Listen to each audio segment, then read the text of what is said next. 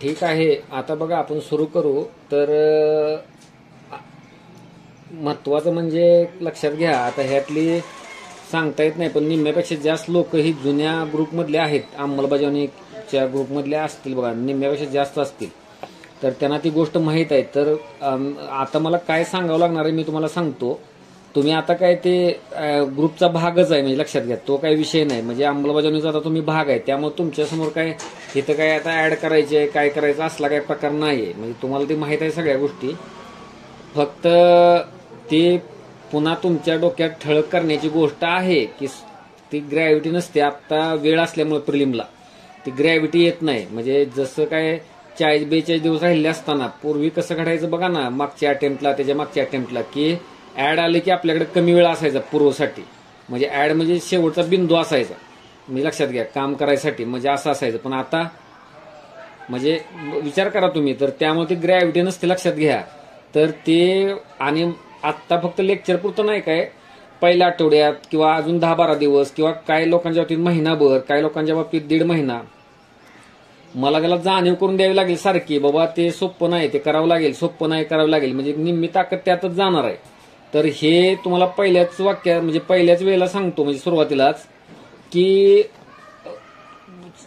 म्हणजे जे ग्रॅव्हिटी म्हणजे काय, थोडक्यात तुम्हाला ते भान पाहिजे, भान की हे कठीण आहे बाबा गोष्ट. तर हे आता मी तुम्हाला काय करतो, काय उदाहरणांच्या साह्यानं जरा सांगायचा मी प्रयत्न करतो. तर काय नव्या लोकांनी किंवा जुन्या सुद्धा तुम्हाला सांगतो की राज्यसेवा पूर्वपरीक्षा हँडल म्हणजे ऑफलाईनला समजा, म्हणजे पूर्वपरीक्षेचा फक्त पूर्वपरीक्षेपुरती काही बॅच काय आपण चालवू शकत नाही. ते ऍक्च्युली तुमच्या ऑफलाईन बॅच मधनच राज्यसेवेच्या ते मी घेऊन मुलांना जात होतो.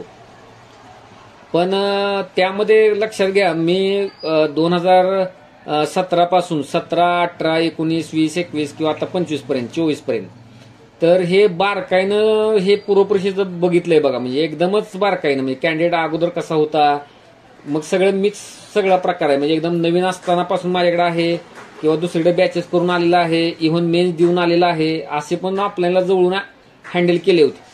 त्यातला तुम्हाला त्या अंमलबजावणीच्या पीडीएफ मध्ये वाचायला बघा थोडंफार मिळतंय की बाबा कसं कॅन्डिडेट बघितल्यानंतर काय घडलं किंवा कसं. तर मी आत्ता तुम्हाला माहित नाही की आत्ता एक मला वेळच मिळाला नाही ह्या 3 दिवसात, म्हणून अदरवाईज मला एक व्हिडिओ करायचा होता डायरेक्टच, लक्षात घ्या की काय त्याचं. आणि मी त्याचं हे पण तयार केलेलं आहे, ते ज्याला आपण थंबनेल म्हणतो किंवा काय, म्हणजे राज्यसेवा पूर्वपरीक्षा जुगार आहे का.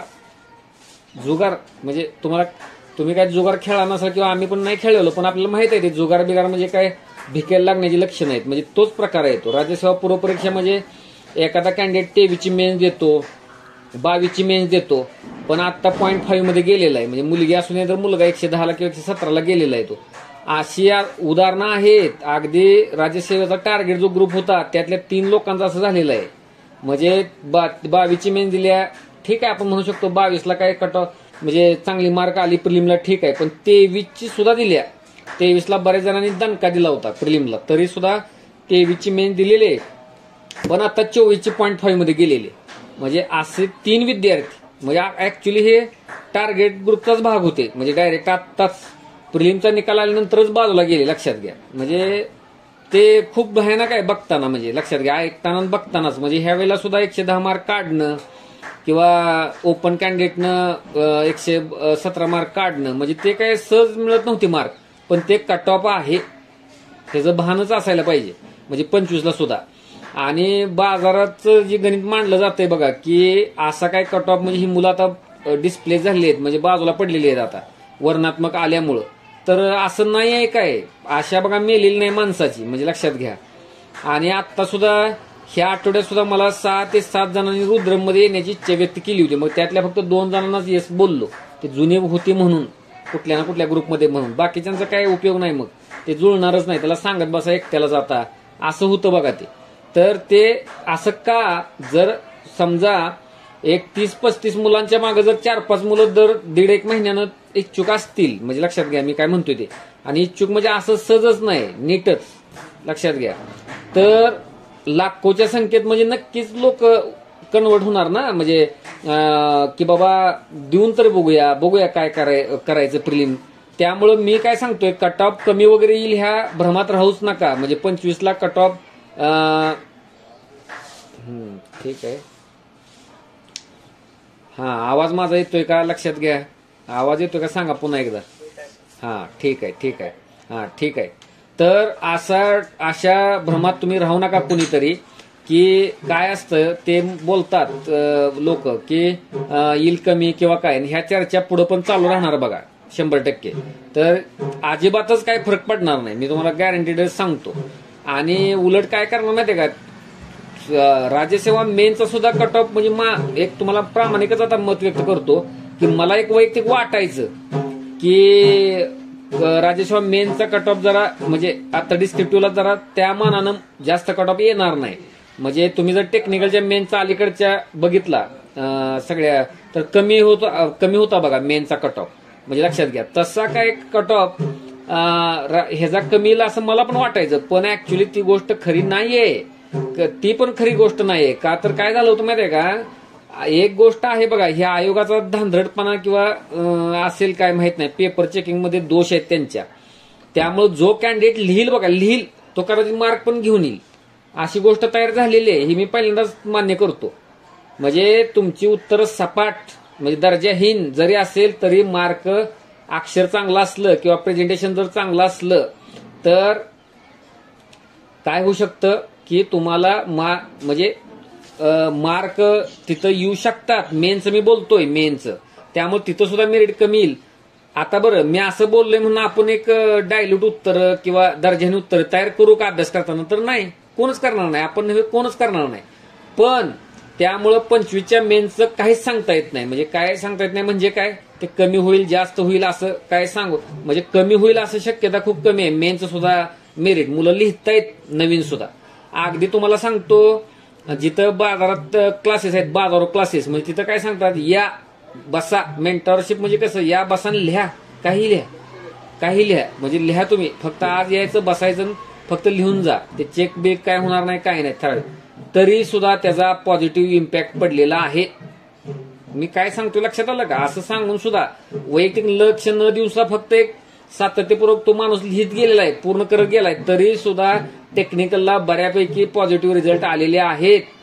तर हे कसं आहे, तिथं कंटेंट चांगला चेक न होणं किंवा प्रॉपर ते चेक न झाल्यामुळे कदाचित आहे. दरवेळेलाच असं होईल असं नाही, पण मला सुचवायचं ह्यातून की लिहितात, लोक लिहितायत, म्हणजे लक्षात घ्या. त्यामुळे मेनचा भाग हा झाला. त्यामुळं प्रिलिमला लोक ती उतरली, म्हणजे जुना वर्ग जो ज्यांच्या आत्ता डोक्यात नाही की मेन्स द्यायची किंवा 25ची डिस्क्रिप्टिव्ह द्यायची डोक्यात नाही. पण आता येते राज्यसेवेचा एप्रिल महिन्यातच आता निकाल लागेल त्यांचाच, म्हणजे समजा 30 एप्रिल अखेर सगळा ते डोक्यात तयार होईल. ते म्हणणार पुढं बघू, ती मेन्स कधी राज्यसेवेची होईल अजून त्यांनी सांगितलेली नाही 25. त्यामुळं आपण तिथनं पुढे प्रिलिमवर फोकस करू आणि पुन्हा एकदा ही मेरिट वाढणार बघा. आणि मला हे शब्द नाहीत माझ्याकडे, हे तुम्हाला कसं सांगून काय सांगू की जे गॅरंटेड खात्री होती हा कॅन्डिडेट प्रिलिम पासच होणार, तो झालेले नाहीत कसे. आणि त्या मानानंतर रुद्रममध्ये निम्म्यापेक्षा जास्त वर्ग हमखास मला तर प्रिलिम जाईलच असं वाटतंय त्यांचं. आम्हाला ते आलेत काय लोक, म्हणजे त्या तुलनेत, म्हणजे जे मुलं हँडल मी केली ना त्या तुलनेत मी सांगतो तुम्हाला काय ते काय कमी लेखायचं नाही, पण ह्यांना तुम्हाला गोड गाजर आपलं दाखवायचं, हा जमतंय, तसं जमत नाहीये ते, म्हणजे लक्षात घ्या हे. त्यामुळे खूपच गांभीर्याने ती गोष्ट घ्या. दुसऱ्या बाजूला कदाचित प्रिलिम सुटल्यानंतर एक दर्जा उत्तम भले नसेल तुमच्या आन्सरचा, पण पेपर कव्हर झालेत तर शक्यता तुम्हाला इंटरव्ह्यूचा कॉल येण्याची दाट आहे, म्हणजे लक्षात घ्या. आणि जर कव्हर जर झाला असलं एकदम ओके, तर मग डायरेक्ट तो म्हणजे चांगला स्पर्धक असू शकतो त्या 25चा.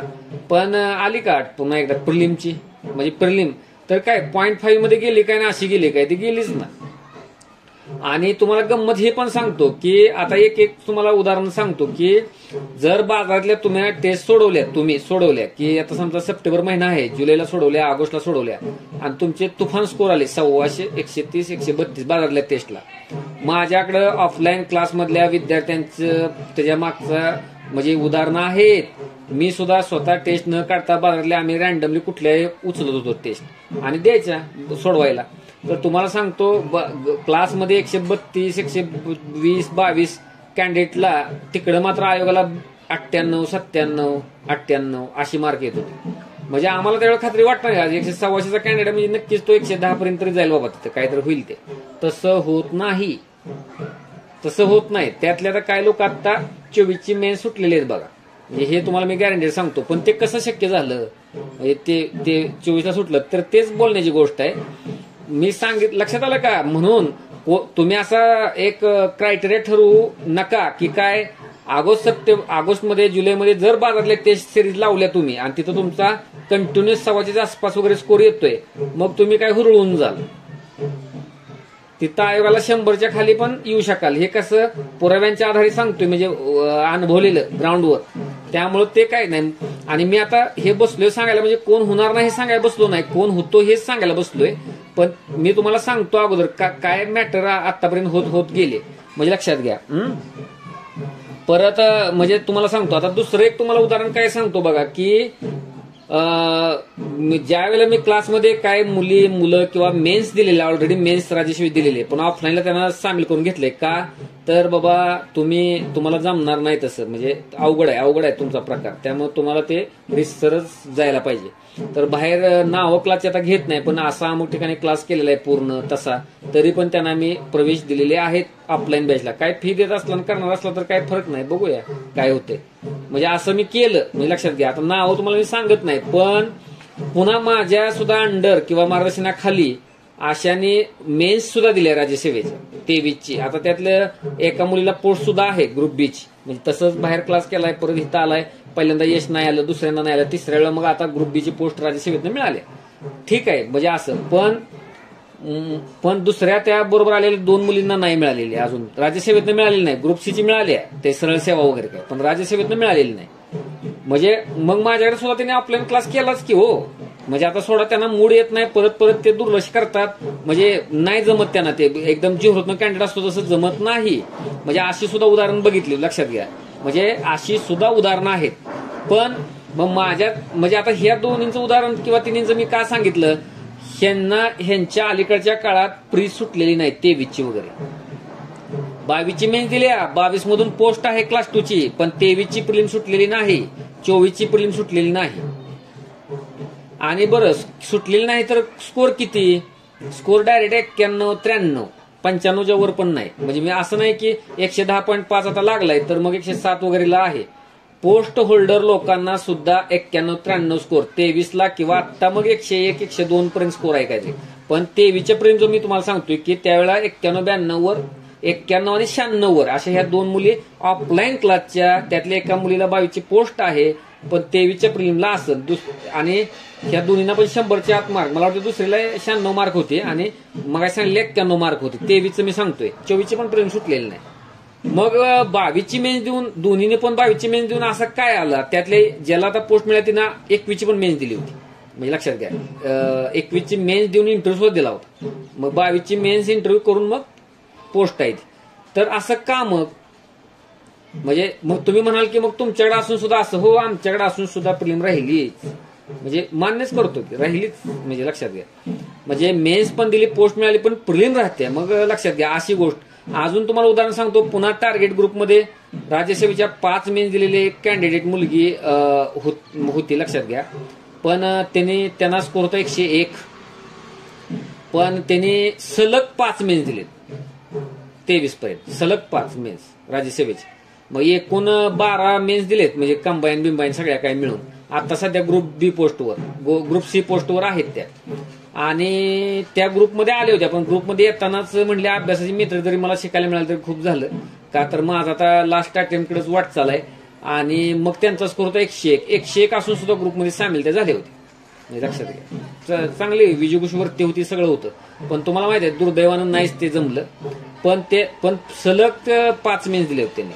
लक्षात घ्या, बाजारातले जवळपास सर्व ऑनलाईन क्लासेस केले होते, कोणतं करायचं नाही असं. मग असं एखाद्या बाबतीत का घडतं, किंवा मगाशी मी 2 मुलींचं किंवा मुलांचं उदाहरण दिलं, तिथं का असं घडतं, प्रिलिम जाण्याची गोष्ट. म्हणजे लक्षात घ्या. पुन्हा अजून काय सांगू शकतो बघा, की असे पण आहेत बघा, की आता आपल्या रुद्रमला सुद्धा असतील किंवा काय, पण ग्रुप सी ची पोस्ट आहे समजा, पण 2-3 आता मुली आहेत आपल्या रुद्रमला सुद्धा आहेत बघा, त्यांचं आता त्या ह्याच्या सुद्धा आहेत अंमलबजावणीला.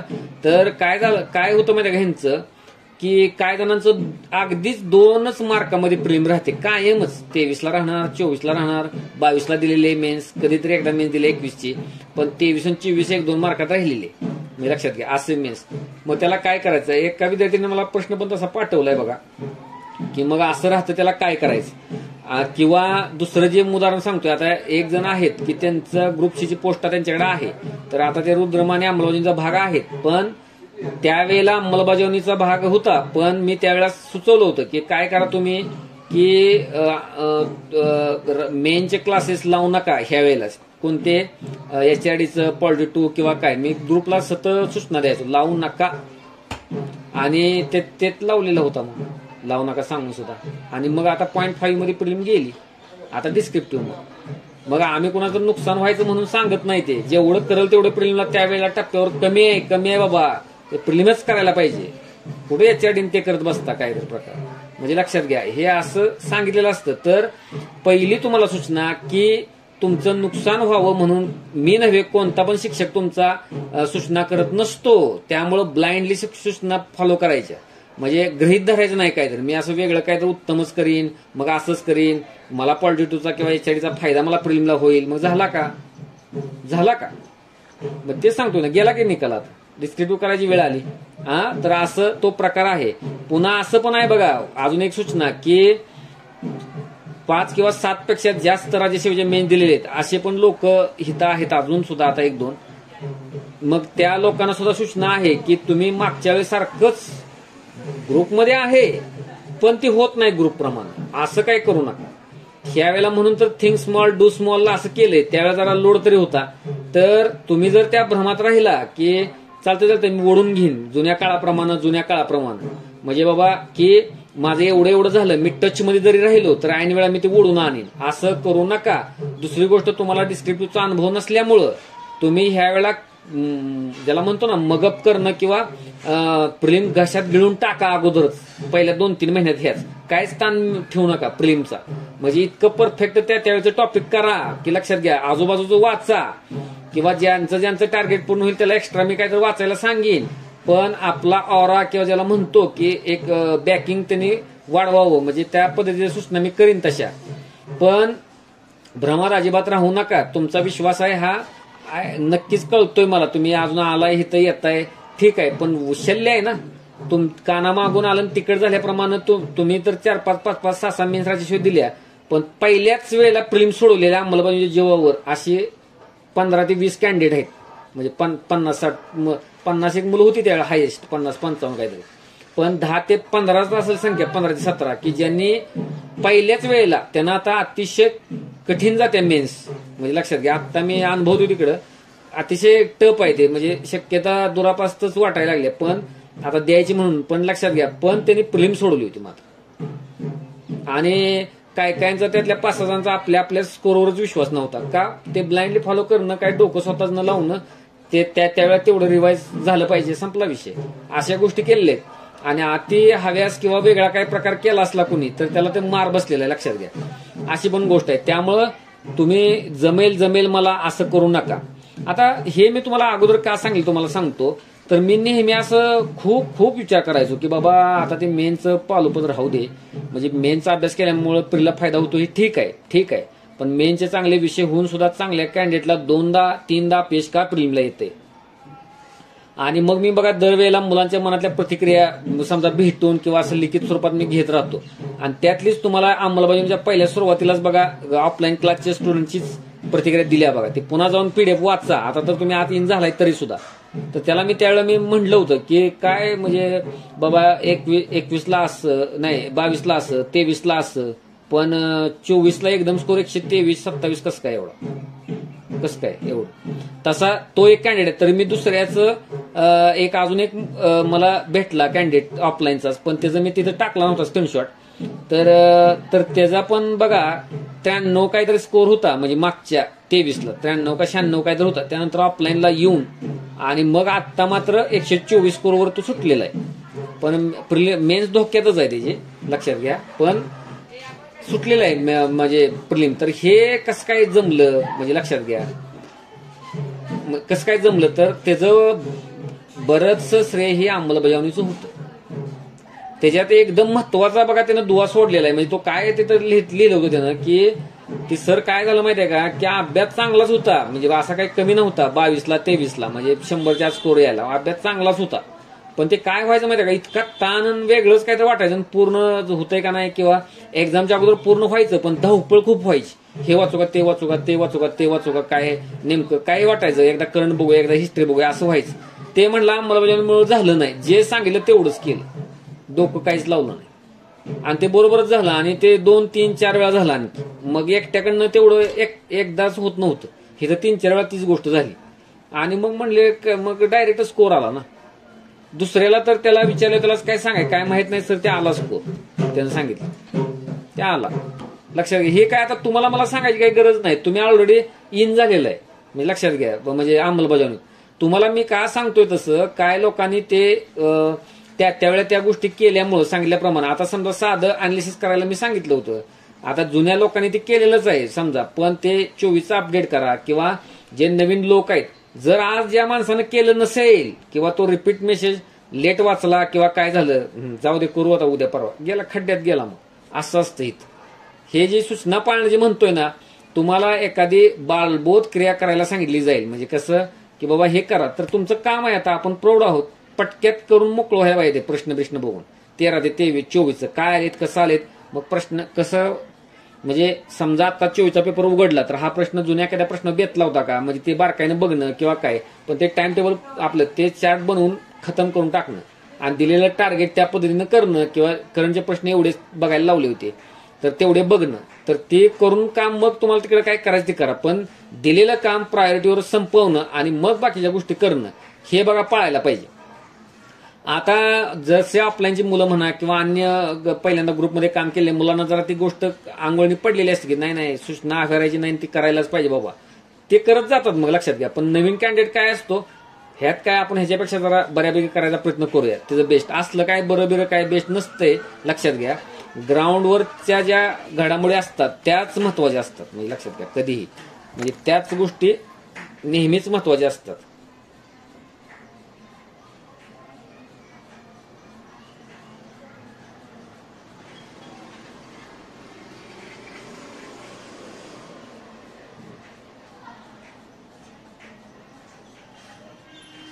बरोबर आहे, म्हणजे त्या गोष्टी महत्वाच्या असतात.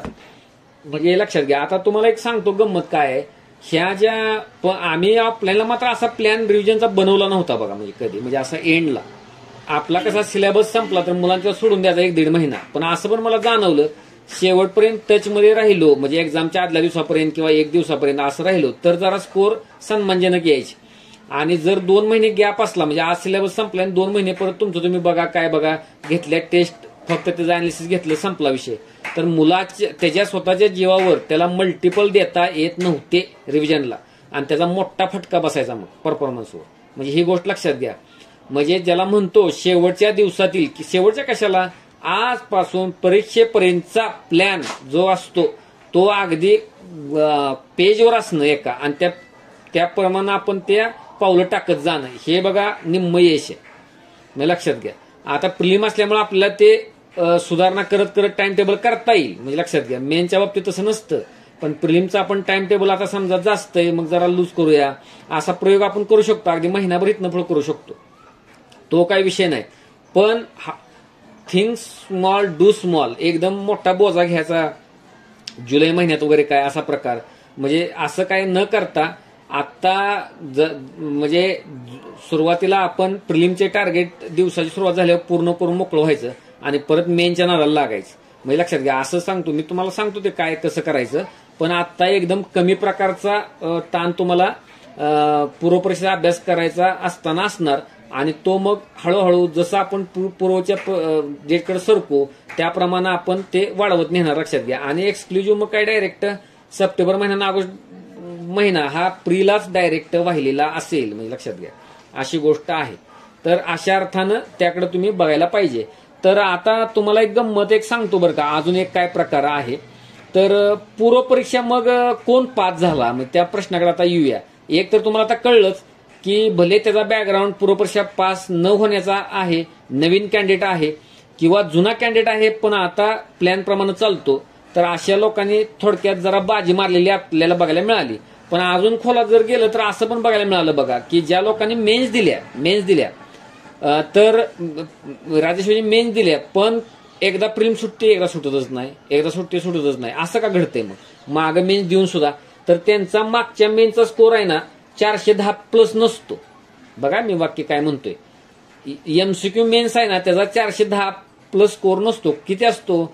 375 किंवा 370 ते 410 ह्याच्यात हिंडणारे फिरणारे लोक आहेत ना 370 ते 410 त्या लोकांची कधीही प्रीलिम जाऊ शकते. मी अनुभवले. म्हणजे समजतंय का? आता बघा मी तुम्हाला आधीच एक सांगतो एक की अपवाद असतात. एक अपवाद ठरू शकतात. एक दुसरी गोष्ट मगाशी उदाहरण सांगितलं की 101 स्कोर होता 4-5 सलग मेन्स देऊन सुद्धा. तर ते काय झालं की पूर्ण क्षमता आहे पण दुर्दैव असते एखाद्या वेळेस.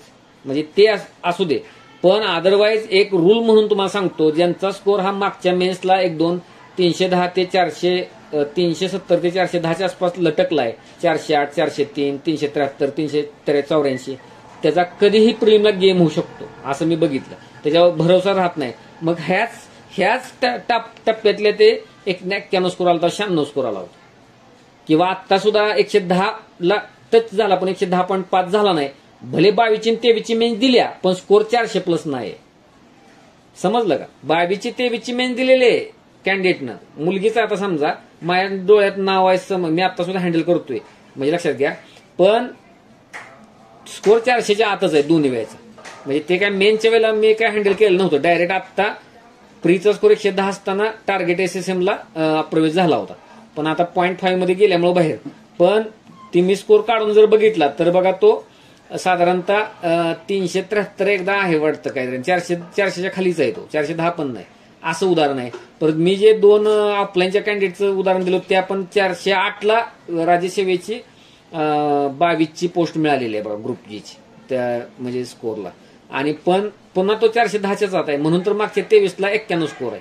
म्हणजे लक्षात घ्या असं समजतंय का? पण ज्या लोकांचा राज्यसेवेला 420 ते 435 स्कोर आहे त्याची प्रॉबॅबिलिटी सगळ्यात जास्त आहे. प्री सुटता येतच.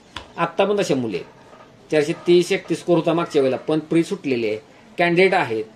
तर हा काय गॅप आहे मग 400 ते 425 हा जो गॅप आहे 25 मार्कांचा किंवा 20 मार्कचा म्हणा तो काय प्रकार आहे? तर हा खूप मोठा विषय आहे लक्षात घ्या. तो काही छोटा विषय नाही. त्याला विस्तारानं वाचन असतं त्या कॅन्डिडेटचं. तो सरकू शकत नाही 420 वर 35 वर किंवा त्यांचा विवेक जागृत असतो. म्हणजे लक्षात घ्या भले काटाव सुटेल पण प्रीलिम तो काढून नेतो. म्हणजे असं कॅन्डिडेट मी बघितलेले आहेत. आणि मग दुसऱ्यांचे तर बातच नाही. ज्यांनी मेन दिली नाही तर ते कधी पण प्रीलिम उडू शकते जाऊ शकते बाजूला. अशीच गोष्ट आहे. उलट पहिली जी उदाहरणं मी दिली की ज्यांना वेळेचं व्यवस्थापन जमत नाही शेवटच्या टप्प्यात ते बहुतांश वेळा त्यांनी मेन्स दिलेलीच नसते ना म्हणूनच त्यांना मार बसतो. लक्षात घ्या.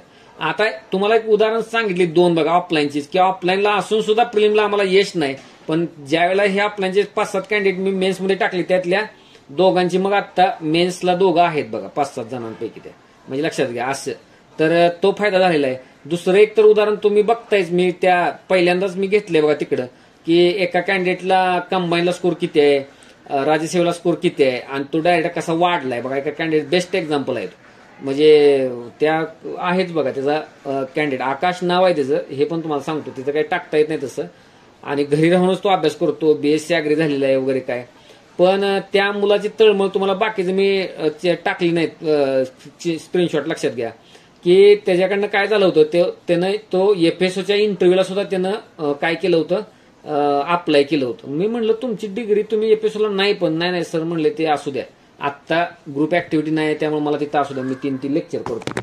म्हणजे लक्षात घ्या असं आणि असं लक्षात घ्या तुम्ही काय कॅन्डिडेट आहे तो. म्हणजे आणि आत्ता मात्र कंबाईन मेनचीच तयारी चालू आहे लक्ष्यमधनं पण राज्यसेवेची प्रीम सुटलेली आहे 132 मार्क होते बघा 93.5 ते डायरेक्ट 132च. म्हणजे मी वेगळं काहीच केलं नाही ते फॉलोच करत गेलो फक्त त्या एवढं बस एवढंच. आणि मी तेच उदाहरण दिलं की तुम्हाला की मोबाईल पासून दूर जाण्यासाठी काय करायचं 1.5 GB पॅक घ्यायचा आणि सकाळीच काहीतरी डाउनलोड करायचं आणि संपून टाकायचं असं पण मी कुठं बोललो असेल बघा. तर तेच कॅन्डिडेटचं उपाय आहे. ते मोबाईल ॲडिक्शन जे आहे तर ते मी म्हणलं असं ते बंद करतो काय ते डोक्यात घेत नाही. म्हणजे लक्षात घ्या जी काय असं तर तो एक उदाहरण आहे बघा.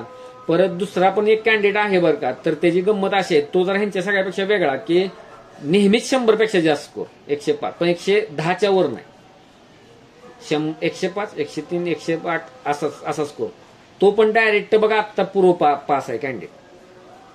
तर ते कंबाईनचा पण त्याचा तो पण स्क्रीनशॉट टाकलाय बघा वर. तो कॅन्डिडेट कोल्हापूरमधून अभ्यास करतो, पण नेहमीच पहिल्यांदा राज्यसेवेचा पूर्वचा सेमिनारला अटेंड केलं आणि परत तिथनं पुढे प्रत्येक ग्रुपमध्ये आहे. मग लक्ष्यमधल्या पण आहे आणि ह्याच्या पण आहे, तुमच्या अंमलबजावणीमध्ये पण नेहमीच असणारा कॅन्डिडेट. तर काय नाही, तर मी तिथं बघितलं बरं का, की त्यांच्याकडे हिंमत होतीच बघा 100 पर्यंत जाण्याची. आणि ते वरचे जे 20-25 मार्क आहेत, 20-25 ते बघा अंमलबजावणीनं ते पूर्ण केलं. मग मी तर असं म्हणेन, म्हणजे एवढंच झालेलं आहे, त्यांच्याकडे कॅपॅसिटी होती ती. मग काय कायला अनालिसिस करताना चुका, आणि बऱ्याच जणांचं मी काय सगळ्यांना त्यांच्यातनं शोधलं बरं का, ती त्यांना लागलेली सवय बघा, ते मी आता मुद्दा मध्येच आणतो, की वारंवार भेट देणं आणि रिव्हिजनची जी सायकल आहे ती सायंटिफिक असणं. म्हणजे काय आहे बघा, की माझा तसा एक मागचा जुना 20 सालातला एक व्हिडिओ पण असेल बघा, स्मरणात कसे राहते म्हणून, म्हणजे आपल्या डोक्यात कसं राहतं. तर आपण काचेवर 4 व्हीलरच्या बघतो बघा, वायपर असतात आणि ते पुसून टाकत असतात पडलेले काय जे सगळं पाण्याचे थेंब वगैरे आहेत पावसाचे वगैरे काय. तर तसंच आपल्या मेमरीचं असतं, म्हणजे short term memory, long term memory. आणि असं म्हणलं जातं बघा उदाहरण देताना, की काय असतंय की आपले जे मामा आहे, कोण पाहुणे आहेत जवळचे, लहानपणी आपल्याला सतत भेटायला येतात. सतत म्हणजे एक ठराविक फ्रिक्वेन्सीने येत राहतात. पण एखादा वडिलांचा लांबचा दूरचा मित्र आहे, तो काय 6 महिन्यातून एकदा येईल ना, किंवा येणार पण नाही मित्र असणारा. पण पाहुणे मात्र येत राहतात, किंवा दूरचे पाहुणे काही येत नाहीत. मग आपण नेहमी सतत येणारे पाहुणे आपल्या पटकन लक्षात राहतात, लक्षात घ्या. आणि तसे दूरचे राहत नाहीत, ओळखत नाही आपण तसं. हाच कन्सेप्ट आहे बघा वारंवार भेट देण्यातला. मी जी कायम सांगत असतो, सिलेक्ट झालेल्या किंवा ज्यांना ब्रेक थ्रू मिळाला म्हणजे प्रिलिमला, किंवा त्यांचा जे एक कठडं बनलं होतं 110 स्कोरचं, ते ओलांडलं. ते कशा जीवावर ओलांडले?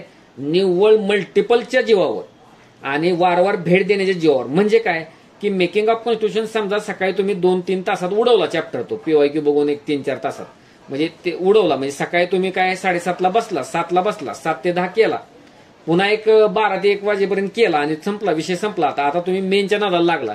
पण एक 2 तास झाल्यावर पुन्हा जाऊन ते बघायला पाहिजे काय बघितलं होतं आपण, 15-20 मिनिटं. ते हे अत्यंत तुम्हाला अंमलबजावणीत हेच करायचं आहे, की दर 3 तासानं पुन्हा 3 तासात मागच्या काय केलं, 15 तरी मिनिटं किंवा 20 तरी मिनिटं. म्हणजे अगदी तुम्हाला स्वतःला वाटेल, अरे काय वेळ लागला काय मला, 10 वेळा जातो, इतक्या वेळा पाठ झाले, किती वेळा चोपायचं.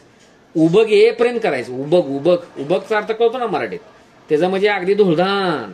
लक्षात घ्या, ही जी गोष्ट पाळली ज्या माणसानं, तिथं माझ्याकडनं ते येतात सूचना तिथं समजा, पण नाही जर आल्या. आणि आम्ही त्याला बघा कन्सेप्ट केला होता गाठोडे. आणि मी टेलिग्रामला एक पोस्ट त्यावेळेला अंमलबजावणीला केलेली आहे बघा, की एका मुलीनं काय केलं होतं, मी जे टाकलं होतं ना एक कार्टून टाईप अंमलबजावणी ग्रुपमध्ये, मी त्या मुलीनं काय केलं होतं, ते त्यांच्या लायब्ररीच्या ह्याच्यात चिकटवलं होतं. ते आता मुलगी अंमलबजावणीला पण आहे विद्यार्थ्यांनी, लक्षात घ्या. आणि टार्गेट रेजिस्ट्रेशनला मेन्सला पण आहे. पहिल्यांदाच मी प्री सुटलेले कॅन्डिडेट, लक्षात घ्या. तर आहेच की मग ते, म्हणजे ते कुणाला तरी काय वाटेल, म्हणजे सहज टाकलं कुणाच तरी, म्हणजे लक्षात घ्या. पण त्यावेळेला टाकलेलं होतं, पण तशी कॅपेबिलिटी होती का नाही शंका आहे प्री पास होण्याची त्यावेळेला. म्हणजे मला सुद्धा वाटत होतं त्या मुलीचं. पण ते बघा स्ट्रिक्टली फॉलो करणं, म्हणजे ते का मी टाकलं नव्हतं का, पुढं बाबा तो व्यक्ती काहीतरी आईस्क्रीम खातोय किंवा काहीतरी करत असेल, किंवा हातात काहीतरी घेतलंय पुस्तक आणि पाठीवर गाठोड आहे. गाठोड म्हणजे काय, आज मेकिंग ऑफ कॉन्स्टिट्यूशन केलं, आज अनालिसिस केलं पॉलिटीच्या प्रश्नांचं, आणि मग आता उद्या दुसरा चॅप्टर आपण काहीतरी करतोय, प्रिअम्बल करतोय, किंवा अन्य FR सुरुवात केली, किंवा समजा काहीतरी आहे. म्हणजे कालचं मेकिंग ऑफ कॉन्स्टिट्यूशनची रिव्हायजन झाल्याशिवाय त्याला हात नाही. उद्या ज्या वेळेला आता 11 तारीख गेली, उद्या 12 तारीख येईल. 12 तारखेला पहिलं काम 11 तारीख क्लिअर करणं आणि मग 12ला लागणं. 13 तारखेचं पहिलं काम 11, 12 क्लिअर करणं आणि मग 13ला लागणं. 14 तारखेचं पहिलं काम 11, 12, 13 क्लिअर करणं आणि मगच 14 लागणं. हे वाटताना खूप कठीण, काहीतरी विचित्र आहे, ते नाही. त्याच्यामुळेच ह्या लोकांनी प्रेम सोडवली होती. त्यांना ती अंगाला वळण लागलं होतं, सवय लागलेली होती, आणि हीच ती प्रोजेक्ट शाळा मेथड आहे, लक्षात घ्या. आता हिथं त्या मुलांना पण मी सांगायचो, आता तिथं आपल्याला कसा बडगा असतो, लक्षात घ्या. त्याला काय करू दे नाही तर न करू दे, आला समोर की प्रश्न विचारायचा, हेच असतं माझं. सापडला की काय प्रकार आहे, हा बोला. कुठं भेटला तर पहिला प्रश्नच, म्हणजे लक्षात घ्या. कुठली शंका विचारल्या अगोदर 2-3 प्रश्न विचारायचे, मग पुढची मग त्याची शंका असं. मग ते एक टांगती तलवार राहते मग त्या माणसावर. लक्षात घ्या. असे केस विद्यार्थी सांगतात की मग आम्ही क्लासला येताना सुद्धा काही लोकांनी सकाळचा नाश्ता बुडवलेला आहे, म्हणजे बाबा काय तिथे गेल्यावर ही व्हायला नको, काय व्हायला नको, तोंड आपटायला नको म्हणून, म्हणजे वाचतच यायचं, चिट्ट्या करतच यायचं. मग ते कसं झालं बघा, बडगा उभारून झालं. हिथं आता तुमच्या समोर काय बडगा नाही माझा, आणि त्याच्या बिन बडग्याखाली काम करणं त्याला जातीवंत विद्यार्थी लागतो. ते कुणाचं पण काम नाही. आलं का लक्षात? तर ते तसं जेन्युन विद्यार्थी किंवा ज्याला म्हणतो जातीवंत विद्यार्थी बनायचं काम, जातीचा शब्द नको विनाकारण, पण जेन्युन आपण म्हणू, तर त्याला तसा विद्यार्थी पाहिजे. अदरवाईज त्याला काय, म्हणजे तेच किस्सा आहे बघा. आणि मी असं मुलांना वेगवेगळ्या चांगल्या ह्याच्यात समजून सांगितलं, बरं असं मी करत आलेलं आहे. 20 सालात पण असे ग्रुप होते, म्हणजे छाया बेसिक, ऍडव्हान्स किंवा सुपर वगैरे असा प्रकार होता डेडिकेटेड. पण ते कसं आहे, करणारा करतो पुढे जातो ना, बाकीचे तसेच. मग ऑफलाईनला माझ्या लक्षात आलं की अंतिम सत्य काय आहे की बाबा काय नाही, बडगा टाकान मगच करतायत. मग तसंच अनुभवला आलं. तर तुमचा स्वतः तुम्ही नाही केलं तर तुमचा स्पर्धक तसा करतोय बघा, हे तुम्ही डोक्यात ठेवायचं. आपण नाही केलं तर आपला स्पर्धक करतोय. त्यामुळे हे पाळा. आणि परत तुम्हाला सांगतो, ह्याच्यात एक स्टेजेस येतात, स्टेजेस असं करण्यात वारंवार. पहिल्यांदा तो इंटरव्ह्यू सर सांगतात करून तर बघूया. आणि तुम्ही जर स्क्रीनशॉट जर त्या लोकांचे बघितले किंवा जर त्यांनी काय घेतलं असेल हितनं, तुम्हाला काय सर होत्या सवय त्या पद्धतीची होत्या, असंच त्यांचं येतंय. आणि मग स्कोर 130, 32, 27, 100 असं स्कोर आलेले आहेत. म्हणजे लक्षात घ्या, अशी गोष्ट आहे. तर त्यात नाही येते. आता केवळ एवढ्यावर जमतं का तर नाहीये, पसरट पण लागतं जायला. काय एनसीडीले चॅप्टर बघावे लागतात. तुम्हाला पुढे गेल्यानंतर कळेल आता हळूहळू आपण आत घुसल्यावर. पण आपण जे कमावलं, आपण जे वेळ देऊन केलं गेल्या 2-3 दिवसात, ते 4थ्या दिवशी 5व्या दिवशी बघणं आपलं काम आहे. आज तुम्ही जर केलेलं आहे तर उद्या किमान 3 वेळा ते बघून झालं पाहिजे. सकाळी 10-15 मिनिटं, दुपारी 10-15 मिनिटं, संध्याकाळी 10-15 मिनिटं. वारंवार तुम्ही लगेच चालूच करा आता ते मेकिंग ऑफ कन्स्ट्रक्शन, किंवा तुम्हाला जे दिलंय ना ते जाऊन बघायचंच काय केलंय, म्हणजे काय जो प्रकार आहे ते नोट्स किंवा काय सगळ्या गोष्टींवर मी बोलतो. पण तुम्हाला कोणत्याही फॉर्म मध्ये तुम्ही केलं असेल तरी सुद्धा त्याला वारंवार उजळणी भेट द्यायला पाहिजे. त्यालाच आम्ही काय म्हणतो, गाठोडे कॅरी करणे. ते शब्द करा. कालचं खांद्यावर टाकायचं, उद्याचं खांद्यावर टाकायचं, आणि मग पुढे जायचं, खांद्यावर टाकायचं, पुढे जायचं, अशी गोष्ट करायची. लक्षात घ्या. तर ही सगळ्यात महत्वाची गोष्ट आहे. जुन्या लोकांना किंवा एखादी मेन दिल्याने हे झेपत नाही प्रकार, म्हणजे झेपवतो की काही दिवस झेपवतो, शेवटपर्यंत झेपत नाही. आणि आता सुद्धा स्कोर आल्यावर खरं कळेल राज्यसेवा मेनचा. पण प्युअर हा फॉर्म वापरलेला पण कॅन्डिडेट आता मेन्स देणार आहे मी, लक्षात घ्या. असाच कॅरी करण्याचा त्याचं जीएचं स्कोर बघायला मला सुद्धा आता इंटरेस्ट आहे, म्हणजे लक्षात घ्या. दुर्दैवाने असा एखादाच कॅन्डिडेट सापडला म्हणजे गेल्या 4-5 वर्षात पण आहे, म्हणजे लक्षात घ्या. पण हे कॅरी करत नेण्याचा जो प्रकार आहे तो पाळलेला असलेला कॅन्डिडेट म्हणजे लक्षात घ्या. तर अवघड आहे, हे पाळणं अवघड असतं. पण सवय झाली म्हणलं ना तुम्हाला, स्टेजेस असतात. एक म्हणजे काय, सुरुवातीला होतं, नंतर करू वाटत नाही, त्यावेळेला मग आपल्याला स्वतःला समजावून सांगायचं, ही वेळ आहे. म्हणजे नाही, ऋषीमुनींना काहीतरी हलवायला कोणतरी येतात आणि ते काय हलत नाहीत आपल्या उद्दिष्टापासून, तसा काहीतरी प्रकार घडतो. किंवा उबग येते, नको वाटतं, काय वाटतं, तर त्यावेळेला स्वतःला स्थिर ठेवून ती गोष्ट करत राहणं. आणि तुम्हाला माहित आहे की पाण्याची सतत धार असल्यावर आभेद खडक सुद्धा दुबंगतो. कसला पण कठीण विषय असू दे, वारंवार त्याच्यावर टाकत बसलं गाव, ते बरोबर दिलं पडतं ते, म्हणजे हे लक्षात घ्या गोष्ट. आणि स्टॅटिक जो भाग असतो ना, म्हणजे आता मेकिंग ऑफ कन्स्टिट्यूशन ज्याच्या हमखास प्रश्न येणार आहे, फंडामेंटल राईट्सवर हमखास प्रश्न येऊ शकतो, केंद्राच्या संबंधावर राज्यसेवा पूर्व परीक्षेला पॉलिटिक्स प्रश्न हमखास येऊ शकतो. असं झालं आणि ते तुमचं इतकं भक्कम की ऑगस्ट मध्ये त्याला रिव्हिजनच लागायला नाही पाहिजे, जिभेवरच पाहिजे ते, बघून मगच तुम्हाला काय होईल त्याच्याबद्दल पूर्ण खात्री येईल, म्हणजे लक्षात घ्या जी काय गोष्ट आहे. तर ही गोष्ट आहे बघा त्यातली, लक्षात घ्या जी काय प्रकार आहेत तो. आणि आता असा पण एक किस्सा आहे बघा, तुम्हाला सांगतो. अंमलबजावणी पैरवीपासून आले कॅन्डिडेट असे 6 ते 7 कॅन्डिडेट मला सापडलेले आहेत, ज्यांचा परत मेसेजने संपर्क होतो, असे की त्यांनी अंमलबजावणीच्या जीवावर प्री तर सोडवली पण मेन्स आता देत नाही, दुर्दैव. मग हे जर दुःख खूप असतं, पण आता काय करणार त्याला, म्हणजे आहे ती गोष्ट खरी आहे की नाही देत आता ते मेन्स, म्हणजे ते कंबाईन मेन्सकडेच वळलेत ना, तिकडे पण स्कोर आलेला आहे तो पूर्ण, म्हणजे लक्षात घ्या. तर असे कॅन्डिडेट आहेत, म्हणजे ते आहेत इथं मी नावच लिहिलेली आहेत, तुम्हाला काही बोलत नाही आता, पण नावच लिहिलेली आहेत बघा, लक्षात घ्या जी काही गोष्ट आहेत ती. आणि अजून एक तुम्हाला सांगतो गंमत काय आहे की बरोबर आहे जे मी मगाशी सांगितलेला किस्सा की 420+ जर राजस्वामी मेन्सला स्कोर असला अलीकडच्या काळात 22ला 23ला किंवा काय, ते लोक सही सलामत 24ची पण प्रिलिम काढून गेलेले आहेत बाहेर, म्हणजे हे पण तुम्हाला सांगायला पाहिजे, म्हणजे लक्षात घ्या जी काय गोष्ट.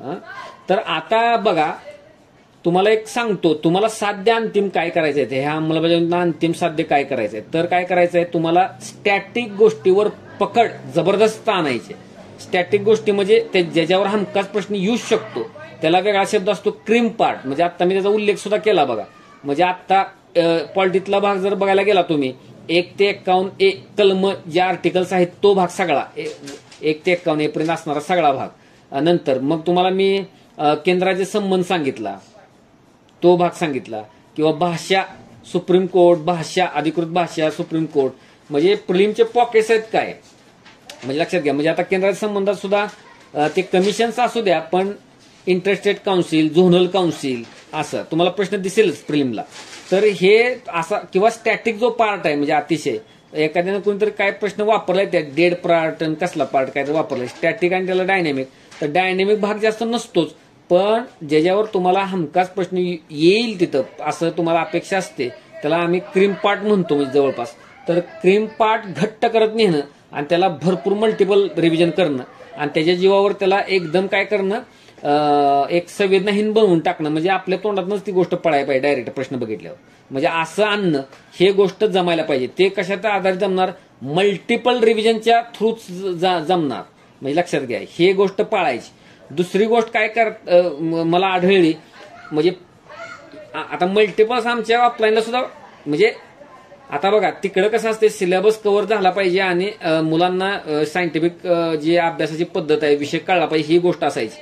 अंमलबजावणी थ्रू जेवढ्या मल्टिपल झाल्या तेवढ्या आमच्या ऑफलाईनला पण झालेल्या नाहीत, म्हणजे लक्षात घ्या होत नाहीत त्या, पण हिथं झाले त्याचा कदाचित फायदा त्या कॅन्डिडेटला होऊन ते पास झाले. दुसरी गोष्ट काय, सिलेबसला सर्कल होणं, म्हणजे काय पॉकेटची तयारी एकदम चांगली आणि काय पॉकेट्स वीक, जसं की सायन्स, इव्हन हिस्ट्री पण प्रत्येक बॅचला हिस्ट्री चांगलं झालं असं नाही, मी म्हणणार नाही झालं नाही, प्रयोग करत आलो आणि लक्षात घ्या. आणि प्रयोगांती मग आम्ही पीओएकवरनं नोट्स तयार करणं जे प्रकार केला शेवटच्या बॅचला, आणि तो बघा एकदम फायद्यात पडला.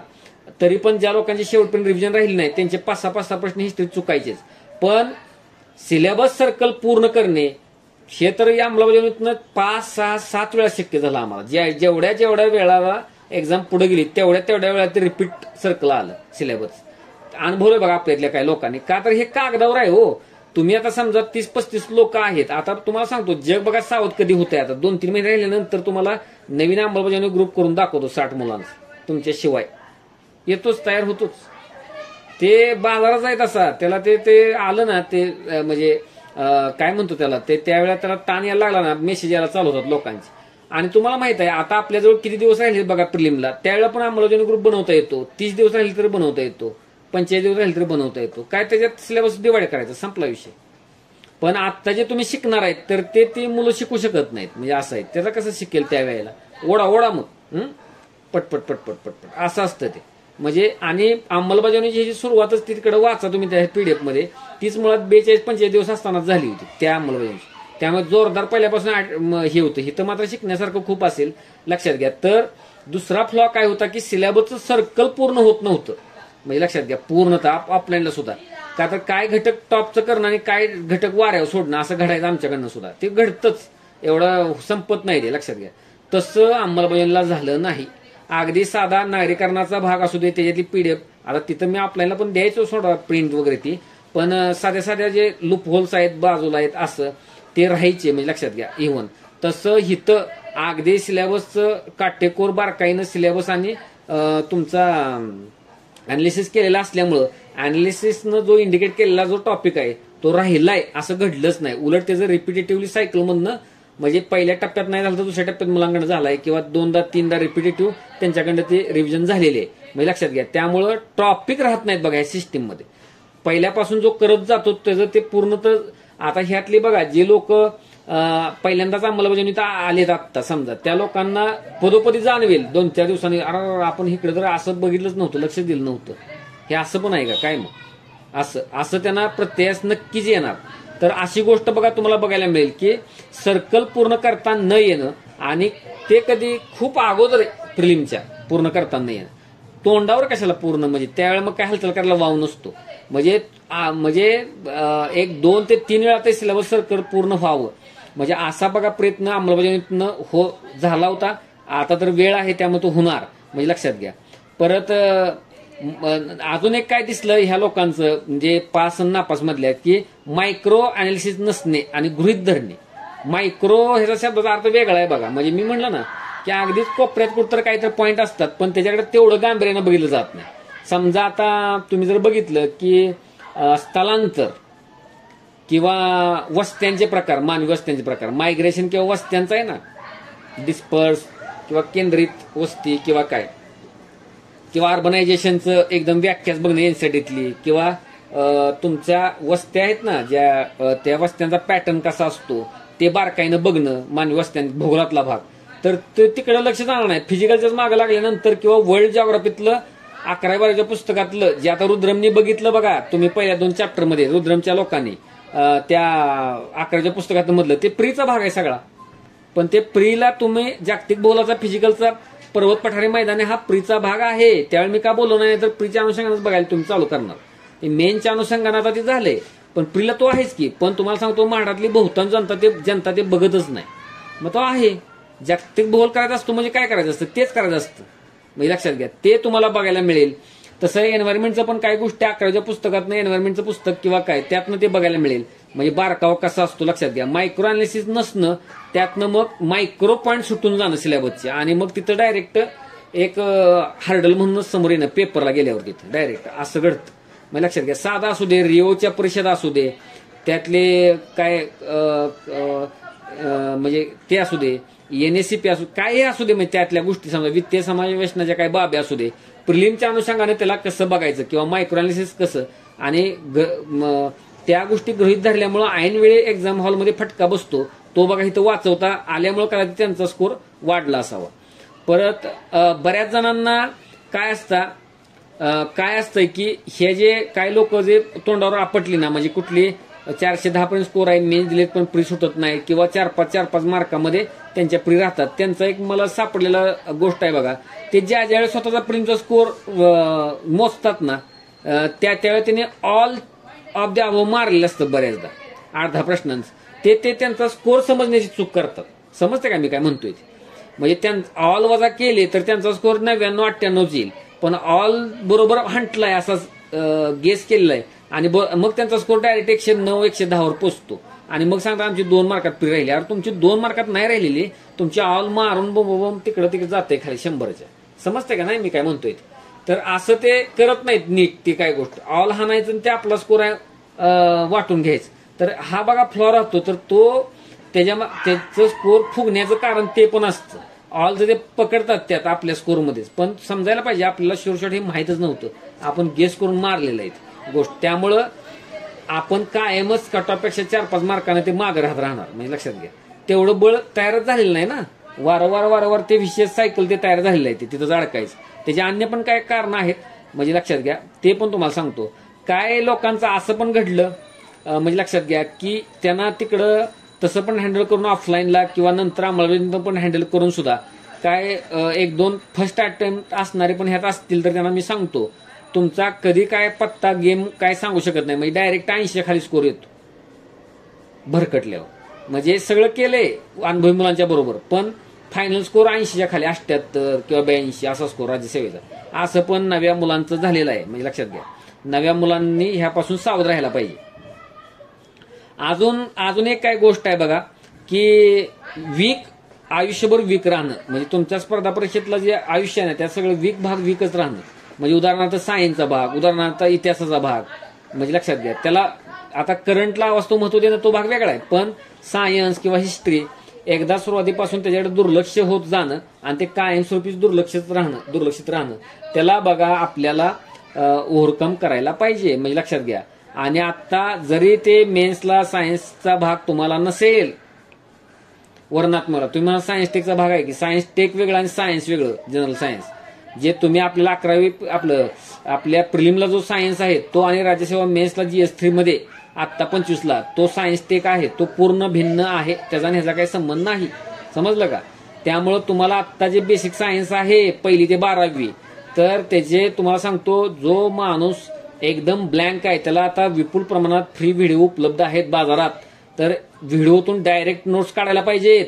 म्हणजे लक्षात घ्या, म्हणजे एक विषय शिकतो, बॅच शिकतो, त्याप्रमाणे ते शिकायला पाहिजे आणि प्रत्येक टॉपिकच्या नोट्स तयार होऊन ते मग आपला रेटा लावायचा. मी तिथं असं करीन की वीक सब्जेक्ट घ्या तिथं सायन्स किंवा काय, म्हणजे अगदी पहिल्याच आठवड्यात. आता समजा जरी आता आपण पॉलिटिक्स चालू केलं असलं तरी तर आपण डोक्यात हेच घ्यायचं आहे की आता कसर कोणते राहू नये बाबा. म्हणजे लक्षात घ्या, नाहीतर कुठं पहिल्या दुसऱ्या महिन्यात तिसऱ्या महिन्यात सायन्स घ्यायचं काय तर घोळवणार, तसं नाही. तर कॉम्बिनेशन करून आपण तो प्रकार करू, पण तुम्ही त्यात मागं नाही पडायचं. मग ते व्हिडिओ बघायला लागू दे, बायोलॉजी समजून घ्यायला लागू दे, केमिस्ट्री समजून घ्यायला लागू दे, 11-12 व्हिडिओ बघायला लागू दे, पण ते सायन्स आपल्या बाजूने क्लिअर करून घेणं. मला सायन्स जमत नाही, मला हा घोकमपट्टी ही बंद करायची घोषा. मग काय मला जमत नाही तर आयोग म्हणत तुम्हाला मला घेता येणार नाही, आम्हाला जमत नाही, म्हणजे असं आहे. त्यामुळं स्पर्धेत टिकायचं असेल तर तुम्हाला ते करणंच भाग आहे. स्पर्धक करतोय ना, दॅट्स इट, आपल्याला ते करावं लागेल. आवड निवड बिवड तसलं काय नसतं का. ते मेसवाल्याला सांगत बसणार तुम्ही आवड बिवड आहे ती, घर म्हणजे घर, मेस म्हणजे मेस आहे, ते खाणं तर उठून जा, चालता हो, असं असतं. आयोगाचं तीच आहे. त्यामुळं तसलं काय प्रकार करायचा नाही. आपल्याला जो वीक भाग आहे तो स्ट्रॉंग बनवायला पाहिजे, स्ट्रॉंग भाग आहे तो आणखी भक्कम बनवायला पाहिजे, असं बघा नीती अवलंबला पाहिजे. म्हणजे बॅलन्स्ड असायला पाहिजे. लक्षात घ्या. आता म्हणजे लक्षात घ्या, स्टडी मटेरियलच्या बाबतीत आता सुद्धा स्टडी मटेरियलच्या बाबतीत म्हणजे लक्षात घ्या जी काय गोष्ट आहे तर तुम्हाला सांगतो बरं का की आता ग्रुपवर आपण ते शेअर पण करू पुन्हा एकदा. तर मी त्यावेळेला बघा एकदम उत्तम प्रकारच्या PDF लिहिल्या होत्या. म्हणजे हिस्ट्रीचा अभ्यास प्रयोगसाठी कसा करावा, पॉलिटिक्सचा अभ्यास कसा करावा, जिओग्राफीचा अभ्यास कसा करावा, चॅनलवर आहे बघा. त्याच्यासारखं मला पुन्हा लिहा म्हटलं तर जमायचं नाही, इतकं ते जबरदस्त लिहिलं होतं. ते कधी लिहित असायचो की ज्यावेळेला अंमलबजावणीला तो टॉपिक आला होता टाकायला, त्यावेळेला त्याचा अभ्यास झाल्यानंतर लगेचच ते लिहिलेला आहे. म्हणजे मुलांनी काय करायला पाहिजे त्यामुळे त्याला विशेष महत्व आहे. म्हणजे असं मनात आलं कधी लिहिलेलं नाही ते. समजा आता तुम्हाला मी पॉलिटिक्स देतोय तर ह्याच्या आधी मी बघत असतो काय प्रकार मागचं पेपर काढून काय, आणि मग तशा पद्धतीनं बघा ते केले. त्यामुळे आज पहिला दिवस होता म्हणून मी टाकलं नाही, पण आता पॉलिटिक्सचा अभ्यास कसा करावा ते PDF आता मी टाकीन. ती PDF वाचायची ना आपली ह्या 8-10 दिवसातली दिशा तीच असायला पाहिजे, त्यात काय बदल नाही, तशीच असायला पाहिजे. त्यातलं काय राहता कामा नये. तिथं जी सांगितले त्याप्रमाणे तुम्ही करायला पाहिजे, असं लक्षात घ्या. मी तुम्हाला ते शेअर तिथं करतो, पण तुम्ही ते डोक्यात घ्या. आता तुम्हाला एक सांगतो, सगळ्यांना हे शक्य नाही होणार, पण काही लोकांनी पण शक्य करायचा प्रयत्न करायला पाहिजे. की काय होणार नाही, काय करायला पाहिजे की गरज असेल तिथं तुम्हाला टेक्स्ट वाचन करायला पाहिजे. हे त्यावेळेला शक्य नव्हतं बघा, त्यावेळेला अंमलबजावणीच्या वेळेला. हे आता शक्य आहे. आणि हे मी कोणत्या अर्थानं सांगतोय, तुम्हाला सगळ्यांनाच पदराच्या शेवटी डिस्क्रिप्टिव्ह मेन्स द्यायचे ना, म्हणजे लक्षात घ्या डिस्क्रिप्टिव्ह मेन्स द्यायचे. त्यामुळं तुम्हाला काय करावं लागेल की तुम्हाला मी सपोर्टिव्ह वाचन, जसं की आधुनिक भारतासाठी स्ट्रगल फॉर इंडिपेंडन्स बिपिन चंद्राचं पुस्तक, म्हणजे लक्षात घ्या struggle for independence Bipin Chandra. म्हणजे काय करायचं त्याची गंमत, एक आपण स्लॉट सुद्धा मी आणीन एखाद्या तासाचा किंवा काहीतरी असा. म्हणजे आता समजा तुम्ही 12-13 तास अभ्यास करता तर इरेस्पेक्टिव्ह म्हणजे काय त्याचा संबंध नाही काय टार्गेटचा. टार्गेट मग पॉलिटिक्स चालू असेल किंवा सायन्स चालू असेल, पण तुम्ही एखादा तास काढून कादंबरी वाचतो तसं वाचत सुटायचं, हिस्ट्री समजून घ्यायला. ज्याला मी भस्कापुरी किंवा तसं मी कधी सांगणार नाही, मी त्यातल्या व्यक्ती नाहीये. काहीतरी आपलं चला वाचा काहीतरी, ते त्याचा बारकाईनं साकल्यानं विचार करूनच ते असणार आहे गोष्ट. म्हणजे की ते वाचलंच पाहिजे का, तर आत्ता पण आणि ते आपल्याला लागू कशाला राज्यसेवा मेन्स 25-25ला लागू आहेत. त्यामुळं साईड बाय साईड ते वाचत राहायचं. म्हणजे ह्या 2-4 महिन्यात काय झालं पाहिजे, इंडिया स्ट्रगल फॉर इंडिपेंडन्स हे पुस्तक वाचून झालं पाहिजे. के सागरनं त्याचा मराठी भाषांतर केलेलं आहे. आणि लक्षात घ्या इंडिया स्ट्रगल फॉर इंडिपेंडन्स हे जे 2-3 ह्या टायटलचे पुस्तकं आहेत.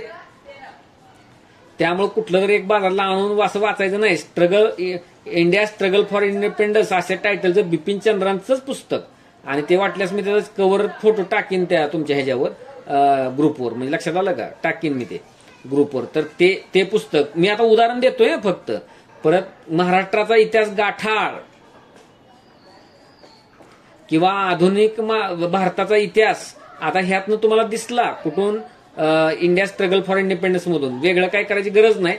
पण कुणाकडे जर ते पुस्तक असलं जुनं आपलं ह्यांचं जयसिंगराव पवारांचं आधुनिक भारताचा इतिहास म्हणून जयसिंगराव पवार निरालीचं प्रकाशनाचं असेल बघा, ते काही मोठं पुस्तक नाही, छोटंच पुस्तक आहे ते. तर ते जयसिंगराव पवारांचं ते पुस्तक, पण बिपिनचंद्र वाचल्यावर ते वाचायची काही गरज नाही. पण एक एमपीएससीकडे कधी कधी हाताला असतं ते पुस्तक हे आहे जयसिंगराव पवारांचं, लक्षात घ्या, असतं कधी कधी. तर त्यामुळे मी ते सांगितलं. जसं की उदाहरणार्थ जिओग्राफीला काय फंडामेंटल्स ऑफ फिजिकल जिओग्राफी हे जे 11वीचं एनसीईआरटी जे आहे फंडामेंटल्स ऑफ फिजिकल जिओग्राफी हे राज्यसेवा पूर्वपरीक्षेसाठी वाचलंच पाहिजे. परत 11वीचं इंडिया फिजिकल एन्व्हायरमेंट हे पुस्तक आहे 11वीच एनसीईआरटी इंडिया फिजिकल एन्व्हायरमेंट, त्याचा उल्लेख होईल ग्रुपवर, वाचलंच पाहिजे. समजलं का काय प्रकार आहे तो? हे आपल्याकडे होतच नाही कधी. परत इंडिया पीपल अँड इकॉनॉमी हे जे एनसीईआरटी आहे त्यातला पण एखादा चॅप्टर बघायला पाहिजे. ती काय मी पीडीएफ तशी ग्रुपवर टाकत जाईन ज्या गरज आहे तिथं. पण लक्षात आलं का काय करायला पाहिजे? लक्षात आलं का? तर हे जग काय पण सांगू दे वाचायला लागतं नाही. ह्या नुसत्या बॅचेस ऑनलाईन करून काय मॉड्यूल बिडल काय उपयोग नसतो, लक्षात घ्या. ते त्याच्यातनं निम्म मिक्स काय वेगळा प्रकार केलेला असतो.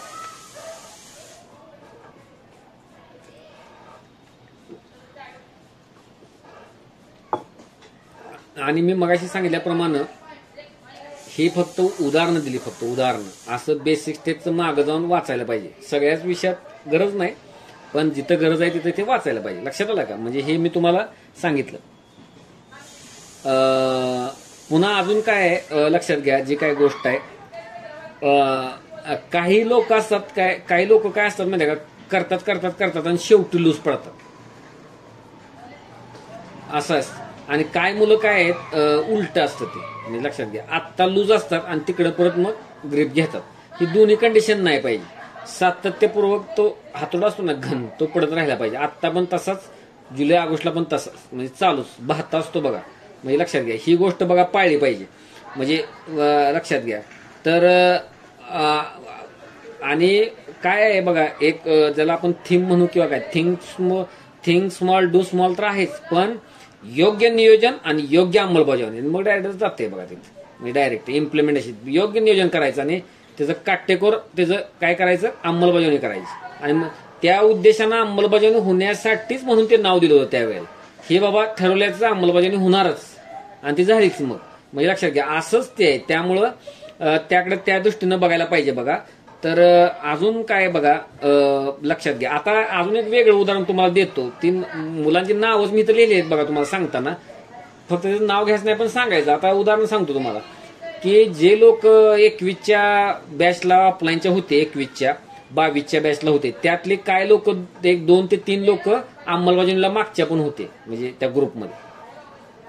पण 23ला बॅचला, म्हणजे आधी वर्णात्मक बॅच होती बघा, परत त्या ऑब्जेक्टिव्ह बॅच झाली, तर त्या बॅचला असणारे पण एक 2 ते 3 कॅन्डिडेट हे नंतर काय झाले होते, अंमलबजावणी नव्हते. काय लोक कॉन्टॅक्ट राहत नाही, माझा सुद्धा ते त्यांच्या, म्हणजे लक्षात घ्या, राहत नाही कॉन्टॅक्ट. काय असतात, म्हणजे आता त्याच्याबद्दल मला काही भाष्य करायचं नाही राहत कॉन्टॅक्ट.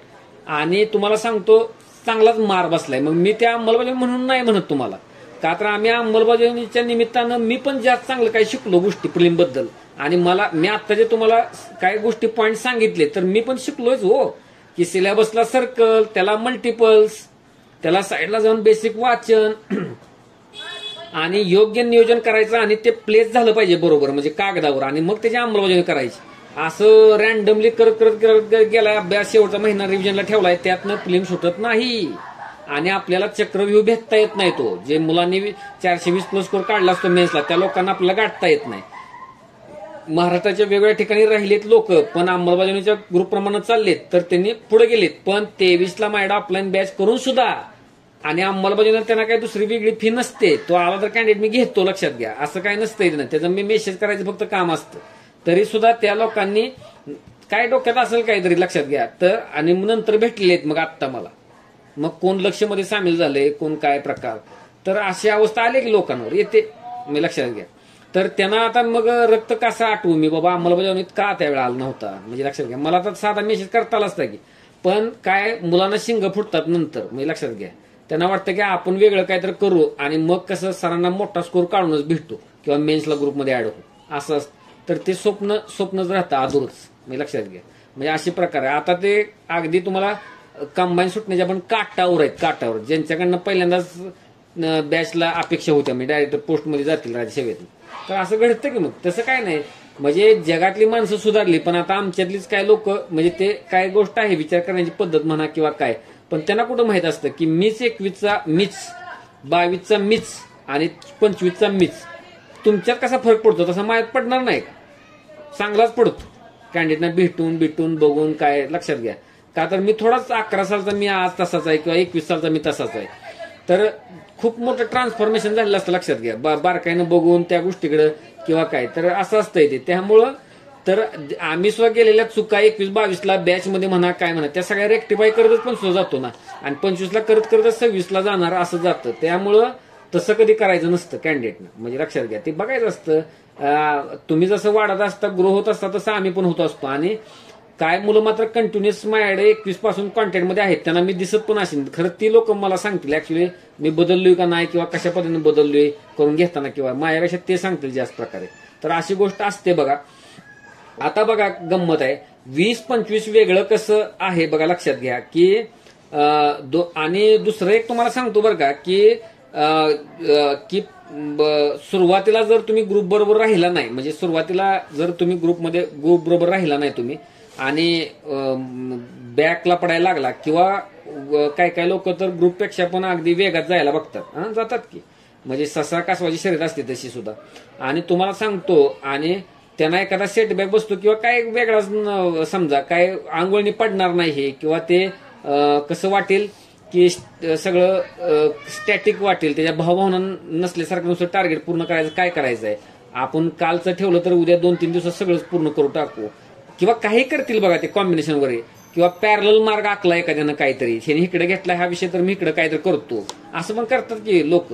ते काय सगळे सांगतात असं नाही, तर तुमची बुडण्याची लक्षणं असतील, ते मग कव्हर होणार नाही, ते कव्हर होणार नाही.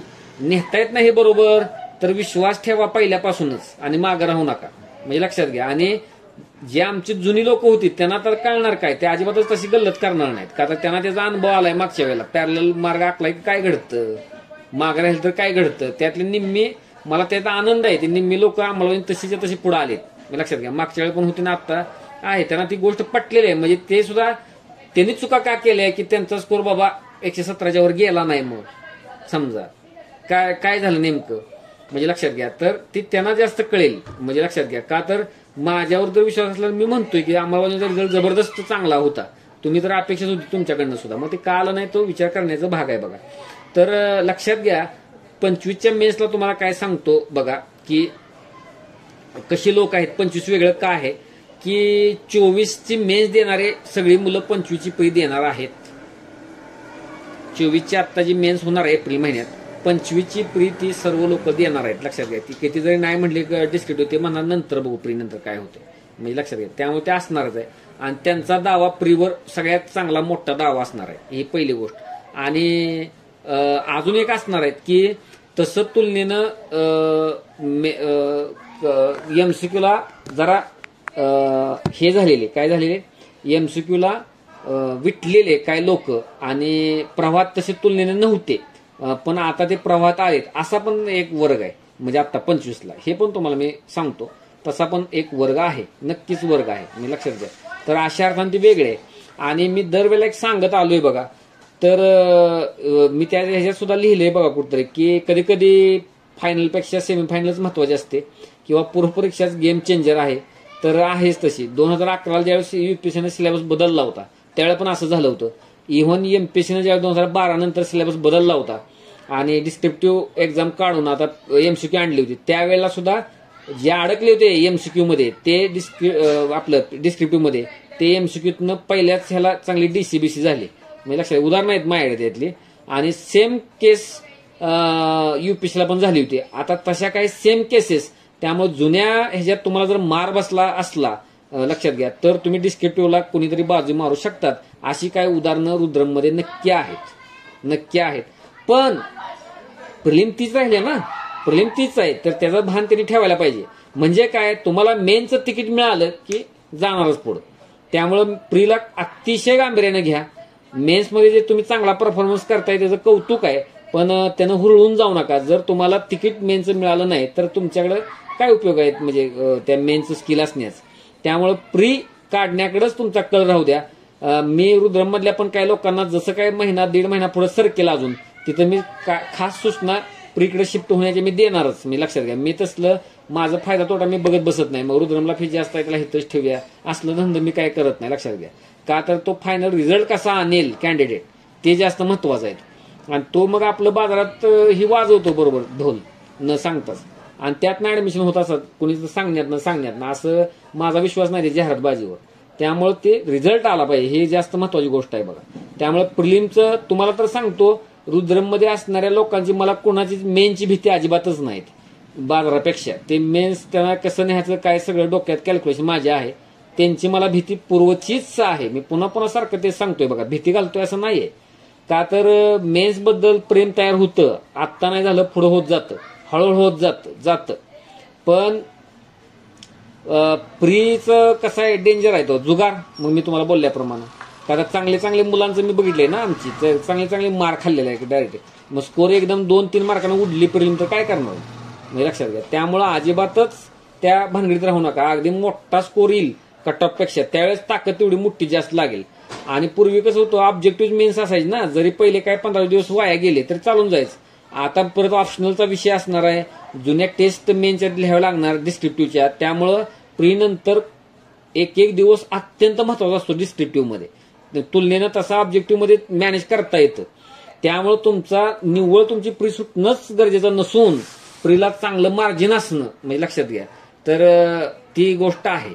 आणि तुम्हाला सांगतो रुद्रमधली बहुतांश मुलं अंमलबजावणीत असल्यामुळं, आणि अंमलबजावणीची मुलं सगळीच रुद्रमध्ये नाही आहेत लक्षात घ्या, पण बहुतांश मुलं रुद्रमधल्या अंमलबजावणीत असल्यामुळं अंमलबजावणीला मागच्या वेळेपेक्षा प्रभावी काम राहील. का तर लक्षात घ्या, का तर मला असं नाही करता येणार की हे नाही हा रुद्रमध्ये म्हणजे एवढंच ह्यांच्यासाठी चांगलं काम करायचं, तर एनकेन प्रकारे ह्यांची प्रिलिम राहूच नये हाच प्रयत्न राहणार लक्षात घ्या.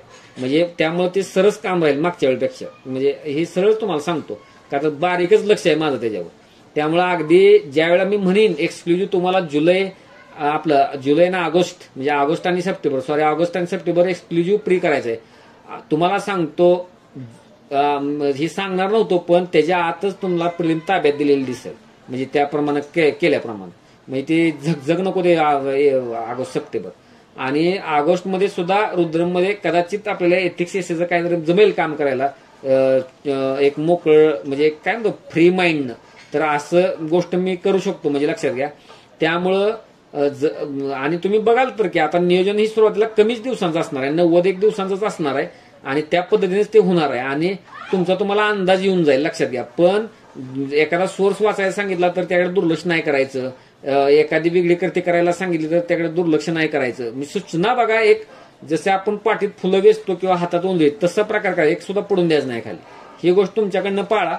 आणि असं काही नाही पहिल्यांदाच हा प्रयोग होतोय टार्गेटचा. 20ला त्यावेळेला पण केलं होतं सोडूनच द्या विषय, पण रिसेंटली आता तेच करतोय.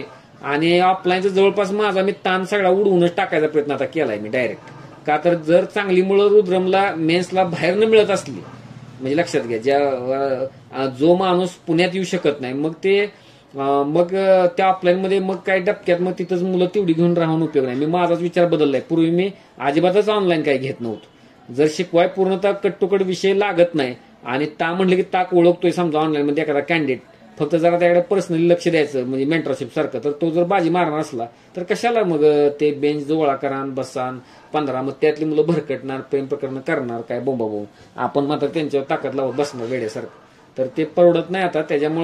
त्यामुळे पूर्ण बघा आता मेन टार्गेट रुद्रम आणि मग 2 नंबरला अंमलबजावणी, मग बाकीचं कंबाईन बिंबाईन असा क्रम आहे आता माझा ह्या वेळेस. त्यामुळं संपलाय विषय त्याच्यात. त्यामुळे आपल्याला लोडच कमी केलाय पूर्णच.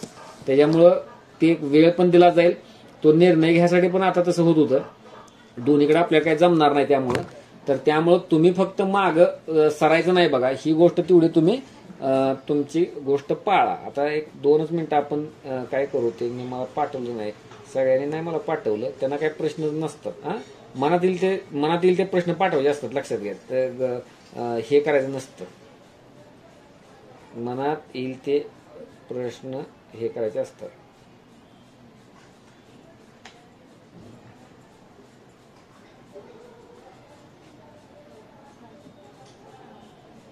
हा आता काय बघा, पूर्व परीक्षा आणि लेखी मुख्य परीक्षा यांच्या अभ्यासाची सांगड कशी बसवावी. आता हा कॅन्डिडेट ऍक्च्युली दोन्हीकडचा आहे ग्रुप मधला, तरी पण सांगतो.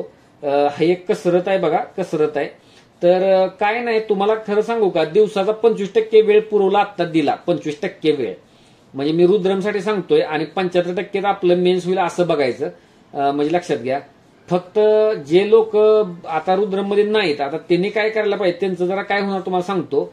तुम्ही जरा जर मेन्स कुठं काय क्लासेस करत असला, काय करत असला, तर त्या प्रवाहात जास्त बुडून जाण्याचा धोका आहे. त्यामुळे तुम्हाला पूर्वची भीती वाटणार नाही. एकदा तुम्हाला पूर्व करायला, मेन्स करायला लावली ती लोकांचं, त्यांचं कसं असतं, ती बॅच पटपट पटपट संपवणं, त्यांना सेकंड बॅच, थर्ड बॅच, 5वी बॅच, 10वी बॅच असं असतं ते. त्यांना तुमच्याशी मतलब घेणं देणं काही नाहीये.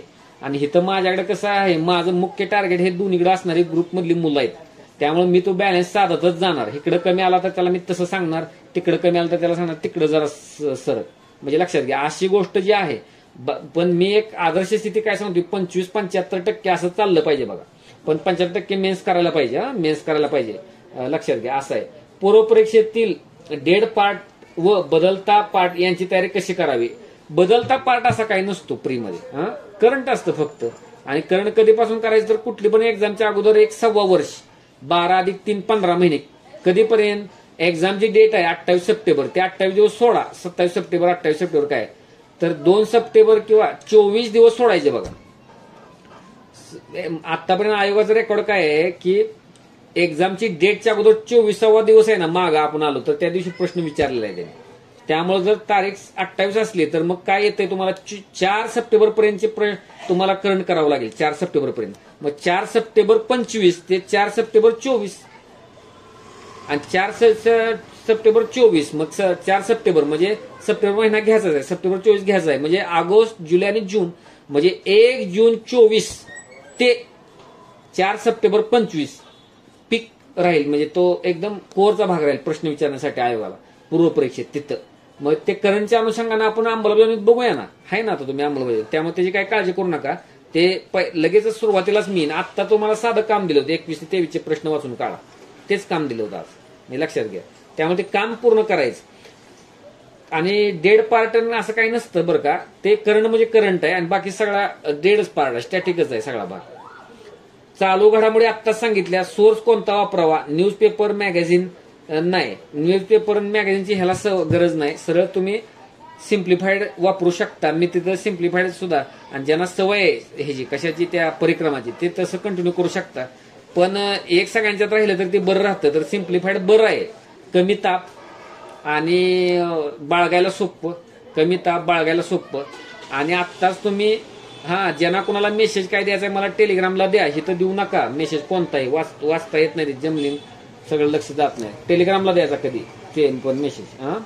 तर ते काय आहे, सोर्स म्हणजे ते सिम्प्लिफाईड वापरलं तर त्याला त्या तारखेप्रमाणे आपल्याला डिवाइड करून आपल्याला सगळं करता येतं. आलं लक्षात, असं आहे. पण ते काय करायचं काय नाही, ह्या पहिल्याच आठवड्यात कुठल्या तरी दिवशी करंट चालू होईल, तिथं मग माझं सगळं येईल बघा. ते लिहून येईल, नाही तर लेक्चरमधनं येईल, काय येईल, हे कसं पुढे जायचं आहे, काय करायचं आहे ते मी तिथं बोलतो. प्रो मेन कसा चालू घडामोडींचा अप्रोच कसा असावा, तुम्ही काय काळजी करू नका. तुम्ही दोन्हीकडे पण आहात. आणि काय ह्याच का दिवसात काय ह्या आठवड्याभरातच तुम्हाला एक अंदाज येईल. ते कसं असतंय, करंटचा यूज आता उदाहरण देण्यासाठी एथिक्स मध्ये होतो, एसे मध्ये उदाहरण देण्यासाठी होतो. बाकी उत्तर लिहिण्यासाठी काय तेवढा होईल मला नाही वाटत. एमपीएससीचे प्रश्न स्टॅटिकच राहतील असा अंदाज आहे. पण तसं भ्रमात राहायचं नाही. इंटरनॅशनल रिलेशन तुम्हाला बघावेच लागतील ना, आता काय घडतंय किंवा काय GS2 पेपरला, एवढंच आहे.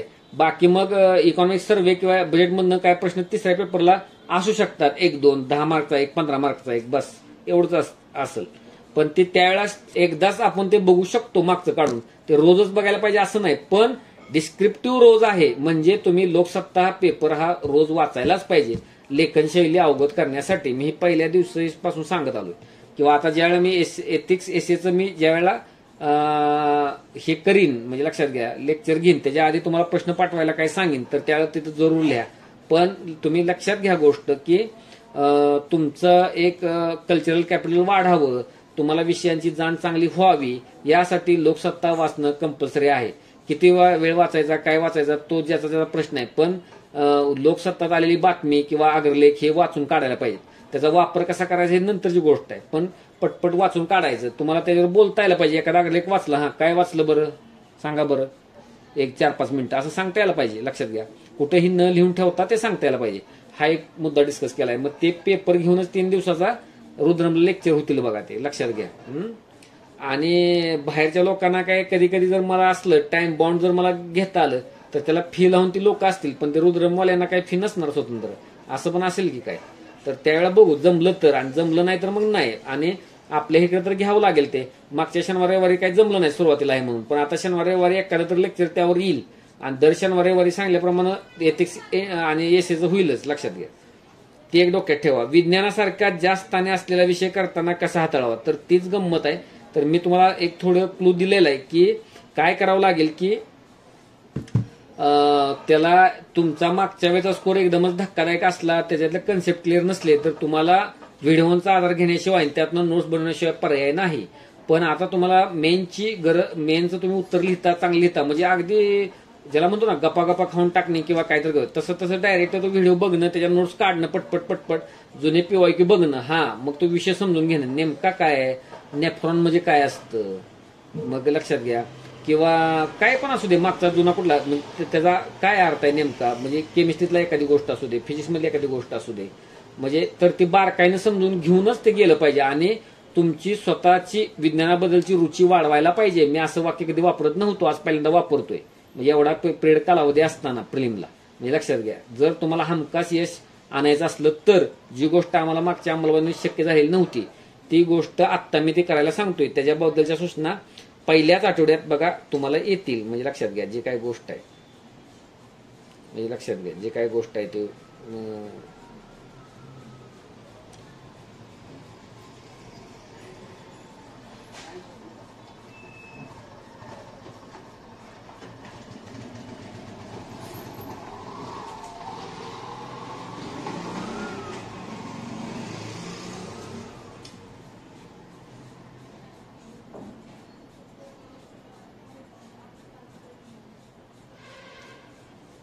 प्रिलिमसाठीचा विषयानुसार अप्रोच, तर त्याच्या डायरेक्ट पीडीएफच आहेत. आणि ज्या वेळेला आपला विषय त्यावेळी येईल त्यावेळेला त्या अप्रोचनच सुरू होईल. म्हणजे लक्षात घ्या, जसा की आता तुम्हाला एक आला प्रश्न म्हणून सांगतो. आता आपला पॉलिटी चालू आहे ना, पॉलिटी तुम्हाला एक सांगतो बरं का. आता गंमत कशी होणार आहे तुम्हाला सांगतो का. तर मेन्स ही ऑब्जेक्टिव्ह नसल्यामुळे म्हणजे पूर्वी कसं असायचं, जरी प्रिलिमला तुम्ही पसरट वाचन केलं, चांगलं केलं, त्याचा मेन्सला फायदाच होणार होता ना, मेन्सला फायदाच होणार होता त्याचा. का तर GS2 डायरेक्ट परत पॉलिटी आहे ना सगळं, आपल्याला कॉन्स्टिट्यूशन ऑफ इंडिया सगळं आहे आपल्याला. तसं आता असणार नाहीये. मग लक्षात घ्या की अवघड आहे ते. म्हणजे तुम्हाला एकदम चांगल्या प्रकारचं अनालिसिस पाहिजे पेपरचं 13 ते 23, त्याच्यात एकदम ड्रास्टिक बदल होणार नाही. तर आम्हाला एक आढळलं, तुम्हाला एक प्रयोग तुम्हाला दाखवतो करून, किंवा तुम्हीच करा प्रयोग. चला दुसरं काम काय, 24ला आलेला प्रत्येक प्रश्न आहे ना, समजा 15 प्रश्न पॉलिटीला विचारले, तर त्याचा पूर्वसुरी तुम्हाला अर्थ प्रिकर्सर किंवा पूर्वसुरी माहित आहे ना. म्हणजे नरेंद्र मोदींचे पूर्वसुरी कोण होते, मनमोहन सिंग. त्यांचे पूर्वसुरी कोण होते, अटल बिहारी वाजपेयी. त्यांचे पूर्वसुरी कोण होते, समजलं. तसं एखादा प्रश्न आता 24च्या प्रिलिमला आलाय पॉलिटीचा, तर तो प्रश्न जुन्या पूर्वच्याच कोणत्या प्रश्नावर बेतलेला आहे. समजा 23ला एक प्रश्न आला होता बघा की सिटिझनशिपवर प्रश्न आला होता. सिटिझनशिप की त्याने विचारलं होतं, म्हणजे किती वर्ष, म्हणजे त्यातला कालावधी विचारला होता, तिथं फसवलं होतं. पण तसा प्रश्न 13 सालच्या प्रिलिमला आला होता. तोच नाही, पण तसा टॉपिकचा आधार त्यांनी घेतला होता. समजते का मी काय म्हणतोय ते. त्यामुळे तुम्ही काय करायचं माहितीये का, पूर्वचा एक प्रश्न बघायचा, पण प्रिलिमचाच असा प्रश्न किंवा ह्या टॉपिकवर कधी आलाय, 23ला आलाय का, 22ला आलाय का, 21ला आलाय का, 20ला आलाय का, असं चेक करायचं. तर तुम्हाला धक्कादायक असं आढळेल, समजा 15 प्रश्न आलेत ना, त्यातले 12+ प्रश्न हे जुन्या बेतलेले प्रश्नावर.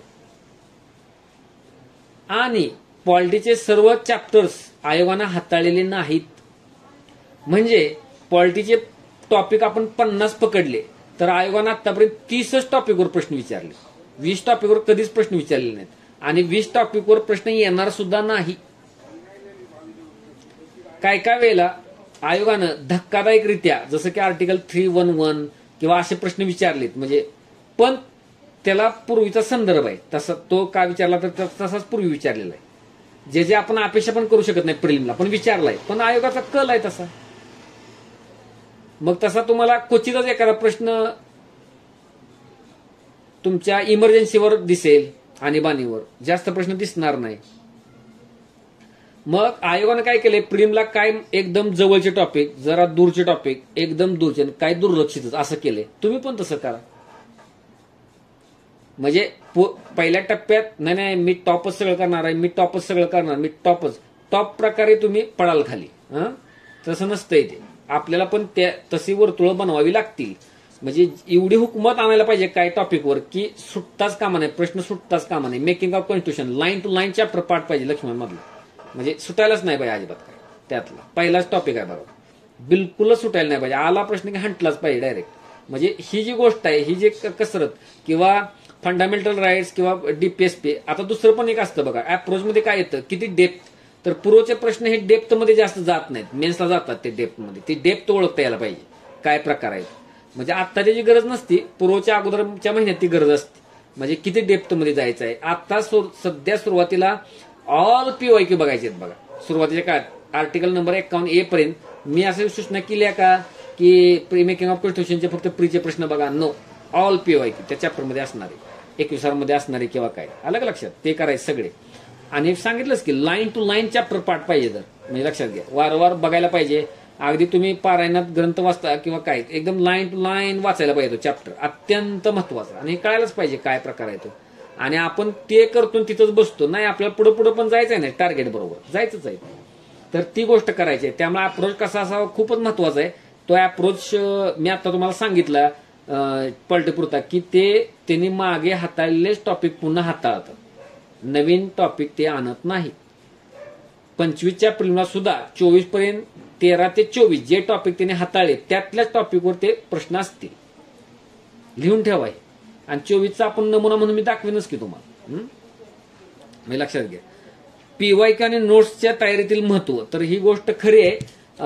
अजून पण कोणीतरी प्रश्न पाठवला होता, प्रीच्या नोट्स असायची काही गरज आहे का किंवा काय. तर आता कसं आहे माहिती आहे का, आता बघा मी जर म्हणलो तर तुम्ही विनाकारण त्या नोट्सच्या पाठीमागे लागणार. आता पॉलिटिपुरतं जर तुम्हाला मी म्हणायला लागलो तर तुम्ही काय करायला पाहिजे माहिती आहे का की पीवायक्यूच्या खुणा तुम्ही लक्ष्मणमध्ये करायला पाहिजे. जर घाण खुणा करून करून पुस्तक घाण केलं असेल तर तुम्ही नवीन पेन घेऊन वेगळाच कलरचा त्या प्रकारे खुणा करायला पाहिजेत. लक्षात घ्या, पॉलिटिच्या नोट्स काढणं कठीण काम आहे. म्हणजे लक्षात घ्या, का तर सगळंच उतरावं लागतं मग आपल्या नोट्समध्ये असं आहे. त्यामुळे तुम्ही पॉलिटिपुरतं काय करा, सुरुवातीला जिथं गरज आहे तिथं मी सांगेन, पण सुरुवातीला तुम्ही काय करू शकता, फक्त खुणा पीवायक्यूच्या करू शकता. जास्त खुणा करायच्या नसतात. खुणा करायची एक पद्धत आहे, एकदमच एक्झॅक्ट एकदमच मोजक्या तेवढेच काय अपेक्षित आहे आयोगाला तुमच्याकडे उत्तर तेवढीच खून करायची. आणि एकदम डिस्टिंक्ट पेन घ्यायचा, वेगळा एकदम घ्यायचा पेन, म्हणजे पूर्वी न वापरलेला एकदम जांभळा किंवा वेगळाच. म्हणजे मग कळेल बाबा आता मी 25च्या तयारीतला मी आहे ह्या पेनचा. आधी सगळी घाण केलेली असते, सगळंच महत्वाचं असतं, येत तर काहीच नाही. तर तसं नको. तर नोट्सचं महत्व मस्त आहे, पण तुम्हाला ते नाही जमणार काढायला. मेनचा आधी अभ्यास करायला लागतो, मेनच्या नोट्स आधी काढायला लागतात. प्रीच्या अजून वेगळ्या कुठनं काढणार नोट्स, मी लक्षात घ्या. आणि पॉलिटिपुरतं तर तुम्हाला सांगेन की तुम्ही खुणांवर चालवा ती गोष्ट. पीवायक्यूच्या खुणा करायच्या अगोदर ह्याच करून घ्या खुणा 13 ते 24च्या. अगदी पीवायक्यूतल्या पर्यायातल्या खुणा करा, वरच्या खुणा करा, कुठून प्रश्न आलाय म्हणजे खुणेवरनं प्रश्न आठवायला पाहिजे अशा खुणा करा, पण एकदम मोजक्या करायच्या खुणा. म्हणजे लक्षात घ्या असं करा. प्रिलिमच्या दृष्टीने काय महत्वाचं जे वाचायलाच हवं, कुठल्या गोष्टी जाणीव टाळल्या पाहिजे ते त्यासाठी मायक्रो अनालिसिस टेबल बनवायला सांगितलं होतं. तोच आहे, तेच सांगतो काय वाचायचं काय नाही, तोच सांगतो टेबल. करंट अफेअर्स सगळंच करावे की त्याबाबत काही पद्धतशीर गोष्टी ते त्यावेळेस सांगतो. काय ह्या आठवड्यातच येणार आहे ते. मेनची मागे न राहण्याच्या शर्यतीत टिकण्यासाठी आतापासून चालू करायची तयारी, त्याआधीची उभी असलेली प्रिलिमच्या यातील समन्वय. तो मगाशीच बोललो 25-75 असं करायला पाहिजे. 75% मेन्स आणि जे गोष्ट आहे 25% प्री असं करायला पाहिजे. तर लक्षात घ्या जी काही गोष्ट आहे ती. तर एक मिनिट. काय आवाज येत नाही का? रेज हँड करायला लागले तुम्ही. मला ह्याला मेसेज द्या, लक्षात घ्या. कशाला? टेलिग्रामला मेसेज द्या. मला आधी दिले त्याने मेसेजला, त्यांना तर उत्तर मला द्यावंच लागेल, लक्षात घ्या. आता ह्यांनी काय सांगितलंय बघा, sir PYQ plus test series plus revision हे सगळं करून पण 4-5 मार्क्स मध्ये प्री राहत आहे. काय चुकतं ते समजत नाही. तर इथं तुम्ही सांगितलं टेस्ट सिरीज, आम्ही तर कुठलीच टेस्ट सिरीज आता सोडवत नाहीत. हे मगाची सगळी उदाहरण घेतली ना, एक ही टेस्ट सिरीज सोडवलेली नाही. प्रीलिम पास, त्याचा काय उपयोग नसतो. तुम्ही मग तुम्हाला प्री काय PYQच्या आधारावर जर पेपर येत असला राज्यसेवा प्रीचा, आणि तरी पण तुम्हाला जर कट ऑफ पार करता येत नसला, तर तुम्ही टेस्ट सिरीज सोडून काय उपयोग आहे. आणि तुम्हाला मग सांगितलंच की 22-21च्या ऑफलाईनला टेस्ट सिरीजमध्ये 125 पर्यंत मार्क पडतायत, पण आयोगाच्या पेपरला गेल्यावर 100 क्रॉस करता येत नाही. मी उदाहरण सुरुवातीलाच दिलं की, सुरुवातीलाच एक उदाहरण दिलं. तर त्यामुळं तर आत्ताचे मी पॉईंट सगळे सर्कल पूर्ण न करणं, सिलेबसचं मल्टिपल्स न देणं, गाठोडं कॅरी करता न येणं, स्टॅटिक आणि डायनॅमिक भाग वेगळा न करता येणं, रिव्हिजनची सायकल नीट न बसणं, कोपऱ्यातले टॉपिकला गृहीत धरणं, ते न बारकाईनं करणं, ते पुढे पुढे तुम्हाला कळेलच की आपलं काय चुकलं होतं. आणि माझी एक विनंती राहील, जे तुम्ही नव्यानं करतायत मुलं, आणि लक्षात घ्या त्यांनी जरूर ते अनुभव शेअर करत चला. म्हणजे आता हे मागच्या वेळेला मी बघितलं नव्हतं, ह्या वेळेला मी बघितलंय किंवा काय, तर तिथं तुमच्या लक्षात येईल. आणि रिव्हिजन, आणि तुम्ही जे इथं लिहिलेलं आहे की रिव्हिजन हा शब्द, की ते तुमच्या व्याख्येतला रिव्हिजन झाला ना, तुम्ही रिव्हिजन केली असं म्हणताय, पण आमच्या व्याख्येतली रिव्हिजन झाली का तुमची? 60-70 वेळा रिव्हिजन तुम्ही केली असेल, रिव्हिजन 2दा शेवटच्या टप्प्यातली, तर त्याला काय अर्थ नाही, आम्ही त्याला रिव्हिजन मानत नाही. हे असं केलंय का की वारंवार भेट, गाठोडं तुम्ही टाकलंय का खांद्यावर?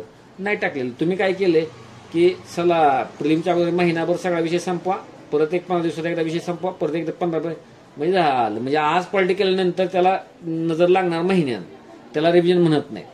3 दिवसापेक्षा बाजूला विषय टॉपिक पडायला नाही पाहिजे. 3 दिवसाच्या आत त्याला पुन्हा बघितलं गेलं पाहिजे. म्हणजे लक्षात घ्या, तुम्हाला ते ग्रुपमधनं कळेल तिथं आल्यावर सूचना की ते पुन्हा एकदा बघा म्हणून. तर त्यामुळे तुमची रिव्हिजन व्याख्येतली आम्हाला काही माहित नाही. म्हणजे असं तुम्हाला आता ह्या वेळा इथं शिकाल, तुम्ही लक्षात घ्या जी काही गोष्ट आहेत ती. तर लक्षात घ्या. हिस्ट्रीचं अजून कुठं सुरू झालंय? हिस्ट्री नोट्स पण नको का काढायला? नको. तुम्हाला जर बुक वाचायला सांगितलंय समजा, आता स्ट्रगल, ती पण सूचना देईन मी स्वतंत्र, पण नको काढायला हिस्ट्रीच्या नोट्स. त्या पण एक डेंजर नोट्स आहेत. आम्हाला क्लासमध्ये महिना लागतो टॉपिक असं, तर नको काढायला. तर त्याच्यात आणि त्या काढताना असं काढायला लागतं हिस्ट्रीचे. लक्षात घ्या की समजा आता एक टॉपिक आहे, म्हणजे कोणता घेतला हिंदू महासभा, समजा एक टॉपिक आहे कुठं तर आला, तर हिंदू महासभावर आलेले सगळे PYQ एकत्र करायला लागतात. एका वेगळ्या चॅप्टरमध्ये आला असतो, नचिकेळकरांच्या रूपानं, वीर सावरकरांच्या रूपाने एकदा वेगळाच आलेला असतो, अजून कोणाच्या मुंजेंच्या अनुषंगाने वेगळा आलेला असतो. तर ते काय होतं माहिती का, ते एकत्रित करायला लागतं नोट्स काढताना. हिंदू महासभा म्हणजे असं एवढं, तर ते घडत नाही आपण नोट्स काढताना. म्हणजे लक्षात घ्या असं आहे. तर ही गोष्ट आहे बघा.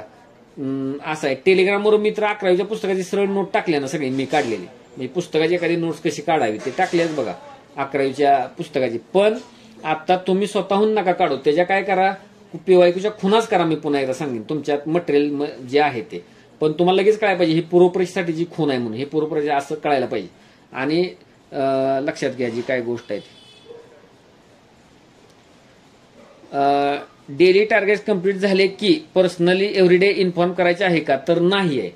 तर ते काय अंमलबजावणीला मला नाही ते बघायला मिळत. तुम्हाला नुसतं म्हणणार तुमचं मी स्कूलवर करणार सोडून देणार का? तर ते मला छाया गोल्डच्या लोकांचं ते बघावं लागतं. मी अजून रुद्रमच्या लोकांना परवानगी ती दिलेली नाही, लक्षात घ्या. ऑफलाईनचे जे स्टुडंट असतात माझे जुने पण, आणि छाया गोल्डचं जे स्टुडंट असतो त्याचं मी रोज ते बघत असतो. काय ते आज सकाळी 12 ते 1 काय केलेलं आहे, रात्री काय केलेलं आहे, सगळं ते बघत असतो.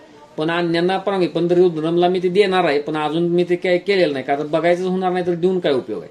पेपरच चेक करायला राहील. माझं स्वतःचं शेड्यूल जरा मागच्या आठवड्यात जरा बिघडलंय, मी लक्षात घ्या. ते प्रवास करायला लागल्यामुळे जास्त, तर ते पण आता निवांत आहे. आता काही नाही, त्याच्यावर तुटून पडायचं आता फक्त, म्हणजे लक्षात घ्या. त्यामुळं पण नाही, त्यामुळे काय करायची गरज नाही. पण तुम्हाला मी टार्गेटला सूचना काहीतरी केलेली आहे, पण तुम्हाला ते सूचना काय होत नाही, कमी जास्त होत्या, जास्त झाले, होत नाही, पूर्ण होत नाही.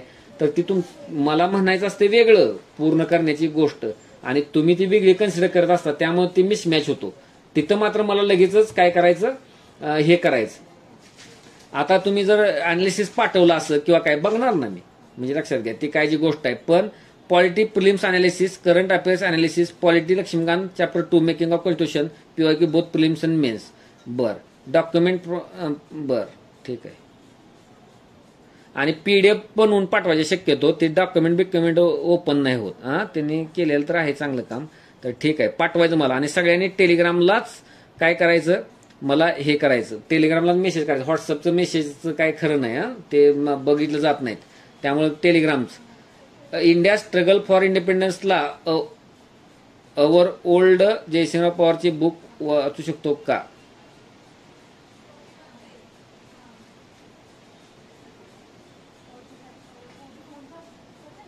मला काय कळलं नाही त्याचा प्रश्न तुमचा, मला कळला नाही. इंडिया स्ट्रगल फॉर इंडिपेंडन्स कळलं, ला ऑर ओल्ड जयसिंगराव पवारची बुक.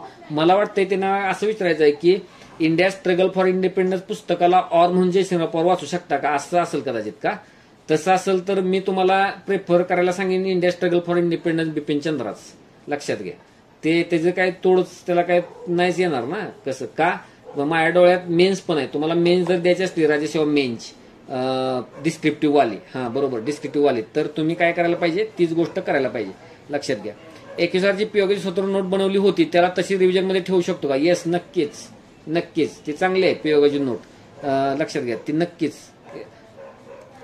सर सीसॅटचे कसे करावे, काय त्याला ताण घेऊ नका, आयोग काय बदलत नाही सीसॅट. पुन्हा एकदा मी मागे बघा, तुम्ही ज्या वेळेला सीसॅटच्या विषयी शंका आल्या, माझा एखादा व्हिडिओ मधनं मी बोललो असेल, ऑडिओ मधनं बोललो असेल, युट्यूबला उपलब्ध आहे. ते नेहमी सांगत आलो ते काय बदलणार नाहीत म्हणून, आणि नाहीच बदलणार ह्यावेळेला पण सीसॅट. आणि बदलला तर तुम्हाला तो आकलन म्हणजे कॉम्प्रेन्शन जेव्हा तोडून न्यायला पाहिजे. पण तुम्ही बेसिक न्यूमरेसी किंवा काहीतरी असं UPSC सारखं करावं अशी माझी काय अपेक्षा नाहीये. काय करायची गरज नाही, त्याचा ताण करायची काही गरज नाही. पण ज्यांना खूपच भीती वाटते मग त्यांना तर रॅन्डमली काहीतरी तुमचे बघत जा तुम्ही मॅथ्स रिजनिंगचे टॉपिक रॅन्डम. बाकी असं काही नाही की तुम्ही आत्ता जरी डोक्यात ठेवलं ना 3 दिवसाला एक टॉपिक बघीन किंवा 4 दिवसाला एक टॉपिक बघीन तरी ते होऊन जाईल. म्हणजे लक्षात घ्या असं आहे ते. म्हणजे एखादा टॉपिक मी बघीन एकदमच ज्याचं कच्चच असतं एकदम बाबा. आणि राज्यसेवा मेनच्या अनुषंगानं आणि तुमचं वाचनाचा जरा प्रगल्भ होत जाईल, तुम्हाला विषय कळत जाईल फास्ट. 4 महिन्यात काय थोडं कळणार नाही तुम्हाला. 3 GS मधनं 4 GS मधनं चांगलं कळणार. तुम्ही पॉलिटी बघणार, इकॉनॉमी बघणार, इंटरनॅशनल ते चांगलं तर तुमचं कॉम्प्रेन्शन अधिक चांगलं तयार होईल. त्यामुळे त्याला फार काही घाबरायची गरज नाही. त्याच्या जेव्हा प्रिलिम तुम्हाला पुढं नेता येईल. म्हणजे लक्षात घ्या. मेन्स सर पुरोसोबत मेन्स रिडिंगसाठी सांगता येईल का? पॉलिटी करतोय पूर्व त्यासोबत त्या रिलेटेड मेन्स रिडिंग, तर मला कसं काय सांगता येणार. म्हणजे तसं ते तुम्हाला काय म्हणजे सर पूर्वसोबत मेन्स रिडिंगसाठी सांगता येईल का? पॉलिटी करतोय पूर्वसोबत त्या रिलेटेड मेन्स रिडिंग, त्या रिलेटेड. तुम्ही फक्त काय जे लोक आता रुद्रम मध्ये नाहीत, आता आमचा तर रुद्रम मध्ये जिओग्राफी सुरू आहे. म्हणजे लक्षात घ्या. खरं तर आता पॉलिटी कधी येईल त्यावेळी येईल, त्याचा काही विषय नाही. मी पण असा पहिल्यांदा प्रयत्न केला नियोजन बनवताना रुद्रमचं, पण ते बनत नाही नीट. ते भयानक आहे प्रकार. तर तुम्ही जर बघितलं ना मेन्सला खूपच सिलेक्टेड पार्ट आहे पॉलिटीचा, खूप सिलेक्टेड आहे, खूपच सिलेक्टेड आहे. तुम्ही मग काय करू शकता, जास्त जास्त काय करू शकता की मेनचा सिलेबस रोज जवळ ठेवायचा आणि मेन सिलेबसचा टॉपिक लक्ष्मणमध्ये शोधायचा. किंवा तुम्ही असं करू शकता की मेनचं सिलेबसचं नाही वेगळ्या कलरनं हायलाइट करून ठेवा टॉपिकची नावं इंडेक्समध्ये किंवा पुस्तकात. आज सब टॉपिकचं टायटल, फक्त टायटल. मेन्सला टायटल महत्वाचं आहे, ते काही MCQ नाही. त्याला फक्त तुम्ही काय करू शकता, लक्षात घ्या ते तसं करू शकता. आता उदाहरणार्थ काय बघा की आता त्यांनी आता विचारला एक प्रश्न, तर म्हणजे काय आपल्या रुद्रमच्या लोकांनी जरी तसं केलं तरी काय हरकत नाही. लक्षात घ्या. म्हणजे लक्षात घ्या मी सांगेन तिथं, पण तुम्ही काहीच काळजी करू नका. लक्षात घ्या काय म्हणलंय त्याने, इंडियन कॉन्स्टिट्यूशन हिस्टॉरिकल अंडरपिनिंग्स. तर लक्ष्मणमध्ये असं टायटलच आहे, हिस्टॉरिकल अंडरपिनिंग. म्हणजे काय, 1909चा कायदा, 35चा कायदा, 37चा कायदा हे आहे. हा तो चॅप्टर आहे. लक्षात आलं का? तर तो आहे कायदा. परत इव्हॉल्युशन म्हणजे तेच की 35च्या कायद्यातनं काय घेतलं, आयर्लंडकडनं काय घेतलं, जेक प्रशासकाकडनं काय घेतलं, रशियाकडनं काय घेतलं, US कडनं काय, हेच आहे ते इव्हॉल्युशन. फीचर्स चॅप्टरच आहे. इंडियन कॉन्स्टिट्यूशनचे फीचर चॅप्टरच आहे डायरेक्ट. परत काय अमेंडमेंट्स आता नवीनच चॅप्टर टाकलाय त्यात, म्हणजे केसेसचा टाकलाय नव्या ह्याच्यामध्ये, पण अमेंडमेंट्स तर महत्वाच्या अमेंडमेंट्स आहेतच चॅप्टर, अमेंडमेंटवर लक्ष ठेवणं. परत काय significant provisions and basic structure separate chapter आहे डायरेक्ट. आणि सिग्निफिकंट प्रोव्हिजन्स म्हणजे अतिशय महत्वाच्या प्रोव्हिजन्स, म्हणजे सगळं कॉन्स्टिट्यूशन मधला महत्वाचा भाग आहेच की. पुन्हा काय functions and responsibilities of the union and states, ते आहे. Issues and challenges pertaining to federal structure, interstate relation, आणि तुम्हाला मगाशी सांगितलं केंद्राच्या संबंधाचा चॅप्टर आपल्याला पूर्वसाठी खूप महत्वाचा आहे, तोच मेन्सला हित आहे, असं आहे. मग म्हणजे एवढंच आहे, म्हणजे लक्षात घ्या. म्हणजे असं तुम्ही जात जा हो, म्हणजे 10 टॉपिक, म्हणजे 10 टायटलमध्ये विभागले आहे पहिल्या, तर ते तुम्ही काय करू शकता की तिकडं तुम्ही वेगळ्या पेननं खून करू शकता, हे मेन्सला आहे, मग त्यावर जास्त जोर द्यायचा. पण मेनचं लिखाण वेगळं आणि प्रीचं लिखाण वेगळं. 20वीची एडिशन आहे, न्यू घ्यावं लागेल का डिस्क्रिप्टिव्ह? नाही. आणि रुद्रम आणि त्या अंमलबजावणी दोन्हीकडे असणाऱ्याने काहीच काळजी करू नका. पण आलेला प्रश्न विचारत राहायचं मला डायरेक्ट सतत, म्हणजे पुन्हा एकदा वाटलं तुम्हाला एखाद्या ठिकाणी आला शंका की माझ्याकडे हे पुस्तक आहे, डबल येऊ दे शंका, मी काय कोणाला रागवणार नाही किंवा काय, विचारायचं, आपल्या मनाली शंका ठेवायची नाही अजिबात डोक्यात घोळ. आणि तुमच्या उत्तरातनं वगैरे जुनं माझ्याकडे काय माहिती पुचली तर ती माझ्यातनं बाहेरच निघणार ना, हे कुठनं लिहिलंय म्हणून मेन्सला आन्सरमध्ये. त्यामुळे तिथं तर ते सापडणारच, चाळणे असणारच. त्यामुळं तिकडच्या लोकांनी काहीच तुम्ही घाबरू नका, म्हणजे लक्षात घ्या, अशी गोष्ट आहे. कोणी इथं मस्त काय त्यांच्याकडनं चुकून हँड रेज झालेला असं मी मानेन, म्हणजे लक्षात घ्या जी काही गोष्ट आहे ते. Sir PYQ topic read notes revision अशी स्ट्रॅटेजी असावी का? तरी त्यांनी इकडं मला परत त्यांना टेलिग्रामला इकडं देता आला नसेल मेसेज म्हणून. Sir PYQ topic read notes revision अशी स्ट्रॅटेजी असावी का? आता ह्यांचं टेक्निकलचं ह्या मेन्स करणारे कॅन्डिडेट आहे, तर त्यांनी काय करायचं माहिती आहे का सर? हो, कधी पण हेच आहे ना की काय करायचं असतं माहिती आहे का, पहिल्यांदा आधी एकदा टॉपिक तो वाचून घ्यायचा असतो, म्हणजे कुठं काय लिहिलंय आपल्याला समजतं त्या टॉपिकमध्ये. आता समजा मेकिंग ऑफ कॉन्स्टिट्यूशन तुम्हाला मी करायला सांगितलं होतं, तुम्ही एक पहिलं रिडिंग टाकायचं मेकिंग ऑफ कॉन्स्टिट्यूशनला. परत PYQ आहेत ना, राज्यसेवा पूर्व परीक्षेचा अभ्यास करताय ना, राज्यसेवा पूर्व परीक्षेचे PYQ त्यात मार्क करायचे बारकाईने, एकदम छोटे मार्क करायचे, जास्त असं नाही करायचं. उत्तर नेमकं काय अपेक्षा आहे ते मार्क करायचं, लक्षात घ्या टॉपिक. परत तुम्ही नोट्स म्हणले ते नोट्स, आता ही नोट्स आहे ना, नोट्स परिपूर्ण नोट्स काढणं खूप कठीण आहे, अवघड असतं. मग तुम्हाला मी सॅम्पल मेकिंग ऑफ कॉन्स्टिट्यूशनची नोट पाठवतो की ती तयारच आहे, ते चॅनलवर टाकलेली असते, मी कुठं पण फिरते नोट्स ती, तर ती तशी नोट म्हणजे सगळं आहे तसा चॅप्टर उचलल्यासारखा, फक्त त्याला स्ट्रक्चर फॉर्मॅटमध्ये आणायचं. तुम्हाला समाधान फक्त वाटतं हो की मी नोट्स काढली, असं आहे ते.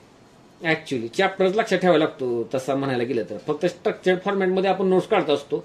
आणि मग रिव्हिजन कसं की ज्या PYQच्या खुणा केला त्याला वारंवार भेट द्यायची, ज्या PYQच्या खुणा केल्या किंवा जी नोट्स काढली त्यावरून त्याला वारंवार भेट द्यायची. मी एकदा करंटचं, मी आता तुमचा अंमलबजावणीचा ग्रुप आहे म्हणून आहे ना, मी करंटचा ऑडिओ एकदा मागं केला होता बघा सगळ्यांना घेऊन, करंटचा लक्षच्या वेळेला केला होता, लक्षच्या ग्रुपच्या वेळेला करंटचा ऑडिओ एकदम इंटरेस्टिंग आहे ते, की मी सिम्प्लिफायडचं जी PDF आहे ना तयार केली होती, आणि त्या PDF मधनं मुलांना काय पाठ करायचं सांगतोय त्यात.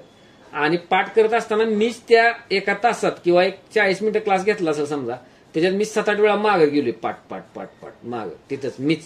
समजलं का? किती वेळा ते विचारायला पाहिजे. मग तुम्हाला अक्षरशः काय येईल माहिती आहे का, उबग ज्याला म्हणतो ना, आता ही काय सर पुन्हा एकदा तेच सांगायला लागेल. मग मी आता माझं लेक्चर आत्ताच सांगू का पुन्हा एकदा 5 मिनिटात पुन्हा एकदा रिवाईज, म्हणजे असं. आणि परत एकदा जाताना थांबा जरा ऐका जरा, मी काय अजून एकदा सांगतो, पुन्हा नाही शेवटच्या 2 मिनिटात मग सांगतोच की. मग असं केल्यावर तुमच्या डोक्यात ते मेमरीवर हाणलं जातं सतत, तसं ते करायला पाहिजे. तर हे कसं असतं माहिती आहे का, तुम्हाला मॅच्युरिटी ती यायला पाहिजे. तुम्ही काय आपण काय आता पाळण्यात नाही, अरे हा माणूस एवढा सांगतो मी ते करायला पाहिजे, ऍक्च्युली काय प्रकार तो जाऊन बघायला पाहिजे. असं हे ज्याला मॅच्युरिटी आली ना तो बघा जिंकला बघा, म्हणजे असं असतं ह्यात. ते मुलं घेतात, हे मला चांगलाच अनुभव आलेला आहे. आमच्या आपल्या सुद्धा मुलांना परत नंतर हितल्या ग्रुपमधल्या मुलांनी चांगलंच मागं आपटले नंतर. मग माझा जवळच असून काय करायचं, त्याला स्कोर येत नसला तर असं असतं ते. दुसऱ्या मुलांनी करून दाखवलंय ना काहीच न करता, आणि त्याला त्या मुलांची मला पार्श्वभूमी बेसिक माहित असते, कुठं क्लास केलेला नसतो काय नसतो, ते फक्त त्या ग्रुपचं टार्गेट पाळूनच करूनच ते गेलेले असतात. आणि त्यांच्यासाठी किती ते महत्वाचं ग्रुपचं असतं ते मला माहित असतं, त्याला त्याला वाटत असतं हे सरांना काही माहितच नसणार आपल्याला, मला माहित असतं मेसेज मधनं जो काय प्रकार आहे की कधी ग्रुप चालू होण्याच्या अगोदर 3 महिने मेसेज आलेला असतो, सर ते कधी चालू होणार आहे, कधी परत एकदा 1 महिन्याला असतो, परत एकदा 1 महिन्याला आलेला असतो. तर ते असतात, करतात ते, तर ते मॅच्युअर असतात, लक्षात घ्या. आणि शांत प्रवाह असतो त्यांचा. 50 वेळा चौकशा करत नाहीत, काय नाहीत. ती एकदा आला मेसेज, भरली फी, आलो येस. माझं त्यांचं बोलणं सुद्धा कधी कधी होत नाही, म्हणजे असं मेसेज सुद्धा मला येत नाही शंकेचा, पण बरोबर स्कोर काढलेला असतो. आहे तसे स्टुडंट, ते कळलेलं आहे ना त्याला, ते कळल्यानंतर काय आहे म्हणजे असं. किंवा मी जर एखादी सूचना मागितली, ती बरोबर ते आली असते उद्या सकाळपर्यंत. आणि त्यात आळस कुठला नसतो, काय नसतो, व्यवस्थित लिहिलेलं असतं. लिहायचं म्हणून आपलं लिहिलंय, काहीतरी 2 वाक्य पाठवली टाईप, असं नाही, ते लिहिलेलंच असतं. म्हणजे ते असतात, म्हणजे ते कुठंतरी असले, भरकडत नाहीत, मुला मुलींच्या एकमेकांच्या नादाला लागत नाहीत, हाणत असतात ते, म्हणजे धन धन धन असं ते घन प्रकार बरोबर ते जातात त्यांचा मार्ग, म्हणजे जातात यशापर्यंत. मी लक्षात घ्या जी काही गोष्ट आहे. तर त्यामुळे बघा ती गोष्ट पाळायची, म्हणजे लक्षात घ्या. तर नोट्स रिव्हिजन अशी आपली स्ट्रॅटेजी असावी का? हो, स्ट्रॅटेजी आहे बरोबर, पण स्ट्रॅटेजी ठिकाणीच राहते, किंवा नव्याचे 9 दिवस आरामशीरपणा राहतो, तो करायचा नाही बघा, लक्षात घ्या. ते वारंवार वारंवार वारंवार वारंवार वारंवार त्याच्याशी झुंजायचं. आणि कोणी आतापर्यंत प्री सुटली नसेल, 100च्या आत स्कोर येत राहिला असेल किंवा काय, तर त्याला पण घाबरून जाण्याची अजिबात गरज नाही. तर स्ट्रक्चर्ड मॅनरमध्ये ती गोष्ट न संपल्यामुळं, म्हणजे लक्षात घ्या, तसं झालं असतं. काय लोकांना परत फीमुळं काय वेळेला त्यामुळे पुढे लोक कंटिन्यू करू नाही शकणार. तर मी आता अशी संधी कोणाला दिली नाही की काय समजा शेवटचे दिवस राहिले 20-10 किंवा काय भरा, तेवढी काय 300-400 रुपये फी आणि करा तुम्ही काय. मी तसं मुद्दाम केलं नाही बघा. आता मी करतो तसं, मध्येच गेल्यानंतर मुलांना संधी देतो मी, 10 दिवस तुम्हाला करायचं करा 200 रुपये भरून, असं केलेलं आहे मी. तसं कळलं त्यातनं, किंवा माझी लेक्चर असली तर मी तसं करतो की त्यांना लेक्चरचा लाभ मिळेल 1-2-3 आणि करा. पण आता मी तसं का केलं नाही. तुम्ही ह्या 1 महिन्याचा जोरदार वापर चांगला करा एकदमच. काय सूचना परत मग ते भले तुम्ही राहिला काय न राहिला काय, म्हणजे लक्षात घ्या. मला पण जेवढं काय देता येईल तेवढं मी त्यात टाकीन, आणि परत तुम्हाला ते सतत तुमच्या अंगाला ते वळण लागल्यानंतर तुम्हाला तर कळेलच काय प्रकार करायचा आहे. त्यामुळे त्याच्या बळावर तो परत गेला तरी चालतो, मी इतका विचार केलेला आहे. त्यामुळं म्हणजे लक्षात घ्या, त्यामुळं वेगळं आहे ते सगळं बाजारापेक्षा. कुणी आता 2-3 असं 2-3 वेळा काहीतरी विचारत राहतात प्रश्न, सर मग त्यामुळे काय होणार. आता म्हटलं प्रवेश बंद, खतम. मग कुठं त्याला मेसेज देत बसायचं आणि काय करायचं. हे तर आधी मुलांचं आपल्याच होत नाही चेक मेसेजचं बघायचं. तर असं मी चालणारा माणूस आहे. नव्या लोकांना मी सांगितलं, जास्त काय कोण जर सांगतो, आता एकाला तरी पण जाऊ दे, सर मला 2 मिनिटं बोलायचंच आहे, तुम्हाला 2 मिनिटं बोलायचं काय, तसं तुम्हाला अजून माहित नाही. ते आम्हाला उभं आलेलं असते ते बोलून कुठं ते बोलायचं काय. आणि ऑफलाईनला पण मुलांची इच्छा असते भेटायचं. आता इथं तर ते कोण कॅन्डिडेट आहे का नाही मला माहित नाही. तर ते त्यांनी परत ऍक्च्युली घेतलं, मी जरा ओळखतो आता, ते नसतील पण काय मला माहित नाही. हो नाहीच बघा, अतिशय त्याचा बैल रिकामा. त्यांना आता ऑडिओ पाठवा असं हेच म्हणलं, त्यांनाच म्हणलेलं आहे. म्हणजे ते कॅन्डिडेट आहे बघा, विद्यार्थ्यांनी ऑफलाईनला भेटल्या त्या वेळेला रुद्रमसाठी म्हणून सारखा मी शिवतोय, तर त्या दिवशी मी जातोय, तर ठीक आहे म्हणजे भेटलो. परत मग त्याने अलीकडे अंमलबजावणीला घेतला प्रवेश, तर ठीक आहे मग घेऊ दे म्हटलं, पण आता लेक्चरला नाही बघा. म्हणजे असं असतं ते, बघितलं मी आता. तर हे असं मग काय अवघडच आहे हो, कॅज्युअलच. आणि बघितल्यावर ते ढेहबुलीनं आम्हाला कळतच ते काय प्रकार आहे. हे म्हणजे काय जास्त गाडी पुढे जाणारी नाही आहे गाडी. तर ह्याला धीर गंभीर म्हणजे नको, पण एक असं एक हत्तीची चाल, म्हणजे एक शिस्तबद्ध आणि नीटच जी गोष्ट दिली नाही. रोज ती घडते गोष्ट आपल्याकडनं आणि जात्या पुढं अशीच. आणि कशाचा दबाव, कधी तुम्हाला सोपे टॉपिक सापडतील टप्प्यात. तुम्हाला पण माहिती आहे क्रिकेट सामन्यात जरा काही लूज बॉलर सापडला की चौकी छक्के टाकायची, आणि जिथं सावध खेळायचं, म्हणजे लक्षात घ्या काय टॉपिक ना असं करावंच लागतं. तर तसं करायचं. आणि तुम्हाला सांगू का, शिस्त, सातत्याने डेडिकेशन बघा, ते आमचं जे सूत्र आहे. तर शिस्त तर पाहिजेच, त्यावेळी गोष्ट घडायलाच पाहिजे. आणि सातत्यात चांगलं कॅलिबर मात्र होतं, सातत्य नसल्यामुळे. म्हणजे लक्षात घ्या, खूप शार्प आहे, इंजिनिअरिंग झालेलं आहे, सीओपीतनं झालेलं आहे, कुठनं करा गव्हर्नमेंट, आणि सातत्य नाही म्हणजे काही उपयोग नाही. आणि डेडिकेशन झुकून द्यायला पाहिजे, म्हणजे लक्षात घ्या. मग तुम्हाला माहितच आहे, मग आपला व्हिडिओ आहेच की तो बघायचा. एपिसोडचा कसा प्रवास होता, किती दिवसात, तो जो व्हिडिओ आहे तो बघायचा. मग जरा ढिलं वाटायला लागलं तर तो, म्हणजे बाबा काही जरा लूज पडल्यासारखं वाटतंय, काय वाटलंय, तो काढून व्हिडिओ जरा बघायचा. मग तुम्हाला कळतंय बघा ते काय प्रकार असतो. मग आत्ती करायची गरज नाही, पण एक भानाव तर येईल. तर लक्षात घ्या, ते भानाव तर येईल तो माणूस. तर तशा पद्धतीने करा. आणि करतात कॅन्डिडेट एकाच एक सरस असतात, लक्षात घ्या. नाहीतर आपलं 8 दिवसातलं 4 दिवस करायचं, त्यात फुशारकी मारायची किंवा काय, तसं नाही चालत इथं. सातत्यपूर्वक करायला पाहिजे आणि एक्सलन्सचा ध्यास पाहिजे. म्हणजे लक्षात घ्या, आधी एक हॉरिझॉन्टल लाईनला आणि परत मग एक्सलन्सला. नाहीतर ते नुसतंच पहिल्यापासून मग तसं जायला पाहिजे असं पण काही नाही. तर ठीक आहे. आता आपण आता काय करायचं तुम्हाला सांगतो की ते मी तुम्हाला आपल्या पुढं आपण कसं जाणार आहे ते मी उद्या परवा ह्या 2 दिवसात मी देईनच. म्हणजे आजच काही देत नाही, पण उद्या परवा तयार करून ते मी देईन. आपण कसं जाणार, काय करणार, काय सूचना तुम्हाला देईन. पण आता पॉलिटी चालूच करायचं आणि त्याच्याबरोबर मी करंटचं काय काय गोष्टी सांगतोय आता बघा पहिल्यांदा. तर तुम्ही ते मागं नका ठेवू. तर पहिल्यांदा चॅप्टर तो लक्ष्मणमध्येच लक्ष्मीकांतच वापरायचं, कोळंबी बिळंबी काय वापरायचं नाही, लक्ष्मीकांतच वापरायचं लक्षात घ्या. आणि काय करायचं त्याच्यात PYQच्या आधी त्या खुणा करायच्या. आणि आज पुरतं पॉलिटी पुरतंच सांगतो का आता पुढचा विषय वगैरे सांगत नाही, म्हणजे पुन्हा एकदा आणखी कुठलं वापरायचं किंवा काय. आणि मी ते PDF तुम्हाला काय करतो सेंड करतो. आणि मी अशी पण सूचना ऑफलाईनच्या एखाद्या कॅन्डिडेटला दिलेली असते बघा, मी जे कमिट करीन एखाद्या लेक्चरला ते मला परत मेसेज द्यायचा, हे देतो म्हणलं होतं सर, तर त्याने मला मेसेज परत द्यायचा, सगळ्यांनी द्यायचा नाही कुणी. तर ते तसं, तर ते एक मी देईन, ते एक वाचा की पॉलिटीला आपण कसं हँडल करायचंय, मग पंचायत राजला कसं हँडल करायचंय त्यातल्या, किंवा त्यात मी ते लिहिलेलं आहे बऱ्यापैकी. तर ते ज्या वेळा येईल टार्गेटला त्यावेळेला ते मी सांगेनच, तो काही विषय नाही. पण आता तूर्त तुम्ही पहिल्यांदा ते चॅप्टर रीड करून घेणं, नंतर त्यात PYQच्या मार्किंग करणं, प्रश्न कसा कसा आलाय, 24ला कसा आलाय, त्याचा पूर्वस्वरूप कोण भेटतोय का 13 पर्यंत पाठीमागं हे तपासणं. मग मला 25ला संभाव्य काय दिसतंय, मग कसा प्रश्न येऊ शकतो साधारणतः असं एक. किंवा आता त्याच टॉपिकचा आता मेकिंग ऑफ कॉन्स्टिट्यूशनचेच आतापर्यंत किती प्रश्न आले, 13 ते 23, 4 आले, 5 आले, 7 आले, तुम्हाला आत्ता सांगता यायला पाहिजे. इतकं ते पकड पाहिजे प्रिलिमच्या अनालिसिसवर. मग ते 5 कोणते आले परत तोडक्या मोडक्या भाषेत सांगता आले पाहिजे. हा एक आलता डेटचेच त्यात 3 आले, मग 23ला आव्हानात्मक आला का, 24ला आव्हानात्मक त्यावर आला का, किंवा काही रिपीट झाला का. म्हणजे लक्षात कधी कधी असं 21 मधनं असं पण बघा का एखाद्या मेनचा मागच्या रिपीट झाला किंवा काय झालं असं पण बघा. पण आता संधी तोपर्यंत ते खेळायचं, पुढे धावायला बघायचं नाही. ग्रुप बरोबर राहिलो, अजून मला काय वेगळं बघता येईल का तेवढ्याच वेळात ते बघायचं. म्हणजे लक्षात घ्या असं करायचं, म्हणजे हे करत राहा बघा. म्हणजे लक्षात घ्या. आणि तुम्हाला काय असं हे नाही लिमिटेशन की आता तुम्ही मेकिंग ऑफ क्वेश्चन बघताय म्हणून तेवढ्या पुरतेच प्रश्न पाहिजे असं नाही. पॉलिटी सारखं बघत राहायचं. आता पॉलिटीमय आपण आहोत आठवडा, आता 8-10 दिवस 15 दिवस आलं लक्षात, पॉलिटीमय राहायच. तुम्ही तर काय एखादाच नवीन कॅन्डिडेट असेल, अदरवाईज सगळी जुनीच कॅन्डिडेट आहेत कधी ना कधी करणारे. त्यामुळे पॉलिटीचं सगळं प्रश्न आहे बरोबर असं आलाय का असं. पण मुख्य डोक्यात ते ठेवायचं. इव्हन तुमची एवढी तयारी ठेवायची की मी आता समजा तुम्हाला मेकिंग ऑफ कॉन्स्टिट्यूशनवर काय प्रश्न विचारला आता लगेच सांगता यायला पाहिजे. 9 डिसेंबर 46, 11 डिसेंबर 46 आणि 13 डिसेंबर 46 काय काय झालं सांगा. 22 ऑगस्ट 47 काय झालं सांगा. 24 जानेवारी 1950 काय झालं सांगा. 26 नोव्हेंबर 1949 काय झालं सांगा. किंवा मला फक्त डेट्सच सांगा ह्या चॅप्टरमध्ये आलेले, बाकी काहीच नको असं मी सांगितलं. किंवा फक्त ज्यावेळेला आपली घटना लागू झाली सुरुवातीला एकदम कोणत्या प्रोव्हिजन्स लागू झाल्या तेवढेच मला सांग असं, किंवा हे मी सांगितलं. किंवा जो 47चा आपला जो भारत स्वतंत्र कायदा होता त्या कायद्यानं कॉन्स्टिट्युएंट असेंब्लीच्या स्वरूपात कसा बदल झाला, ती म्हणजे प्रोव्हिजनल पार्लमेंट बनली, हंगामी पार्लमेंट बनली.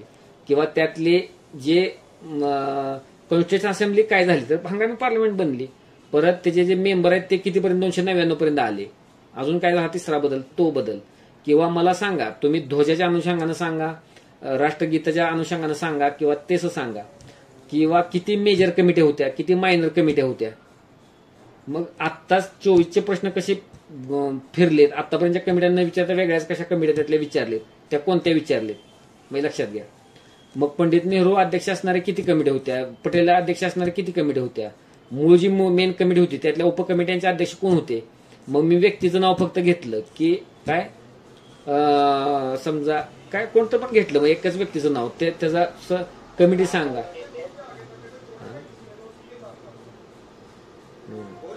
इंटरनेट कमी जास्त झालं होतं. हा आवाज काय येतोय का सगळ्यांना सांगा पुन्हा एकदा.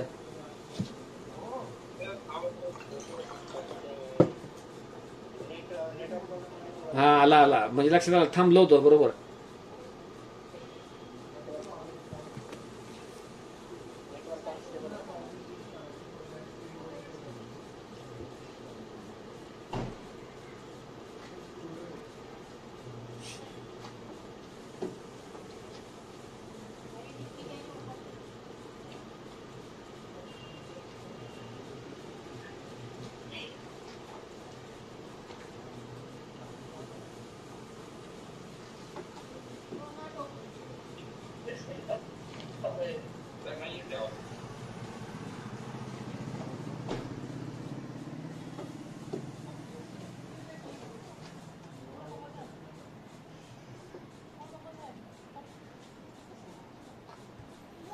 हा म्हणजे असं आहे, म्हणजे लक्षात घ्या जी काही गोष्ट आहे ते म्हणजे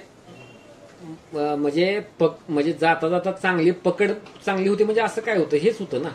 तुम्हाला मेकिंग ऑफ कॉन्स्टिट्यूशन वारंवार चॅप्टर बघितल्यानंतर तो असा तोंडी सांगता येणं म्हणजे हीच पकड तयार होती चांगली. फक्त जरा पॉलिटीच्या बाबतीत सावध कसं असतंय की डायसी गोष्ट असते, म्हणजे कसं की तुम्हाला कळतं वगैरे सगळं होतं, पण ते काय होतं प्रश्न सोडवताना प्रश्नांची उत्तर बरोबर येत नाही, फसतं त्यामध्ये, म्हणजे अशी गोष्ट घडते. तर त्याला उत्तर काय आहे की पीवायक्यू सोडवणं, मॅक्झिमम पीवायक्यू सोडवणं असं करणं म्हणजे असतं.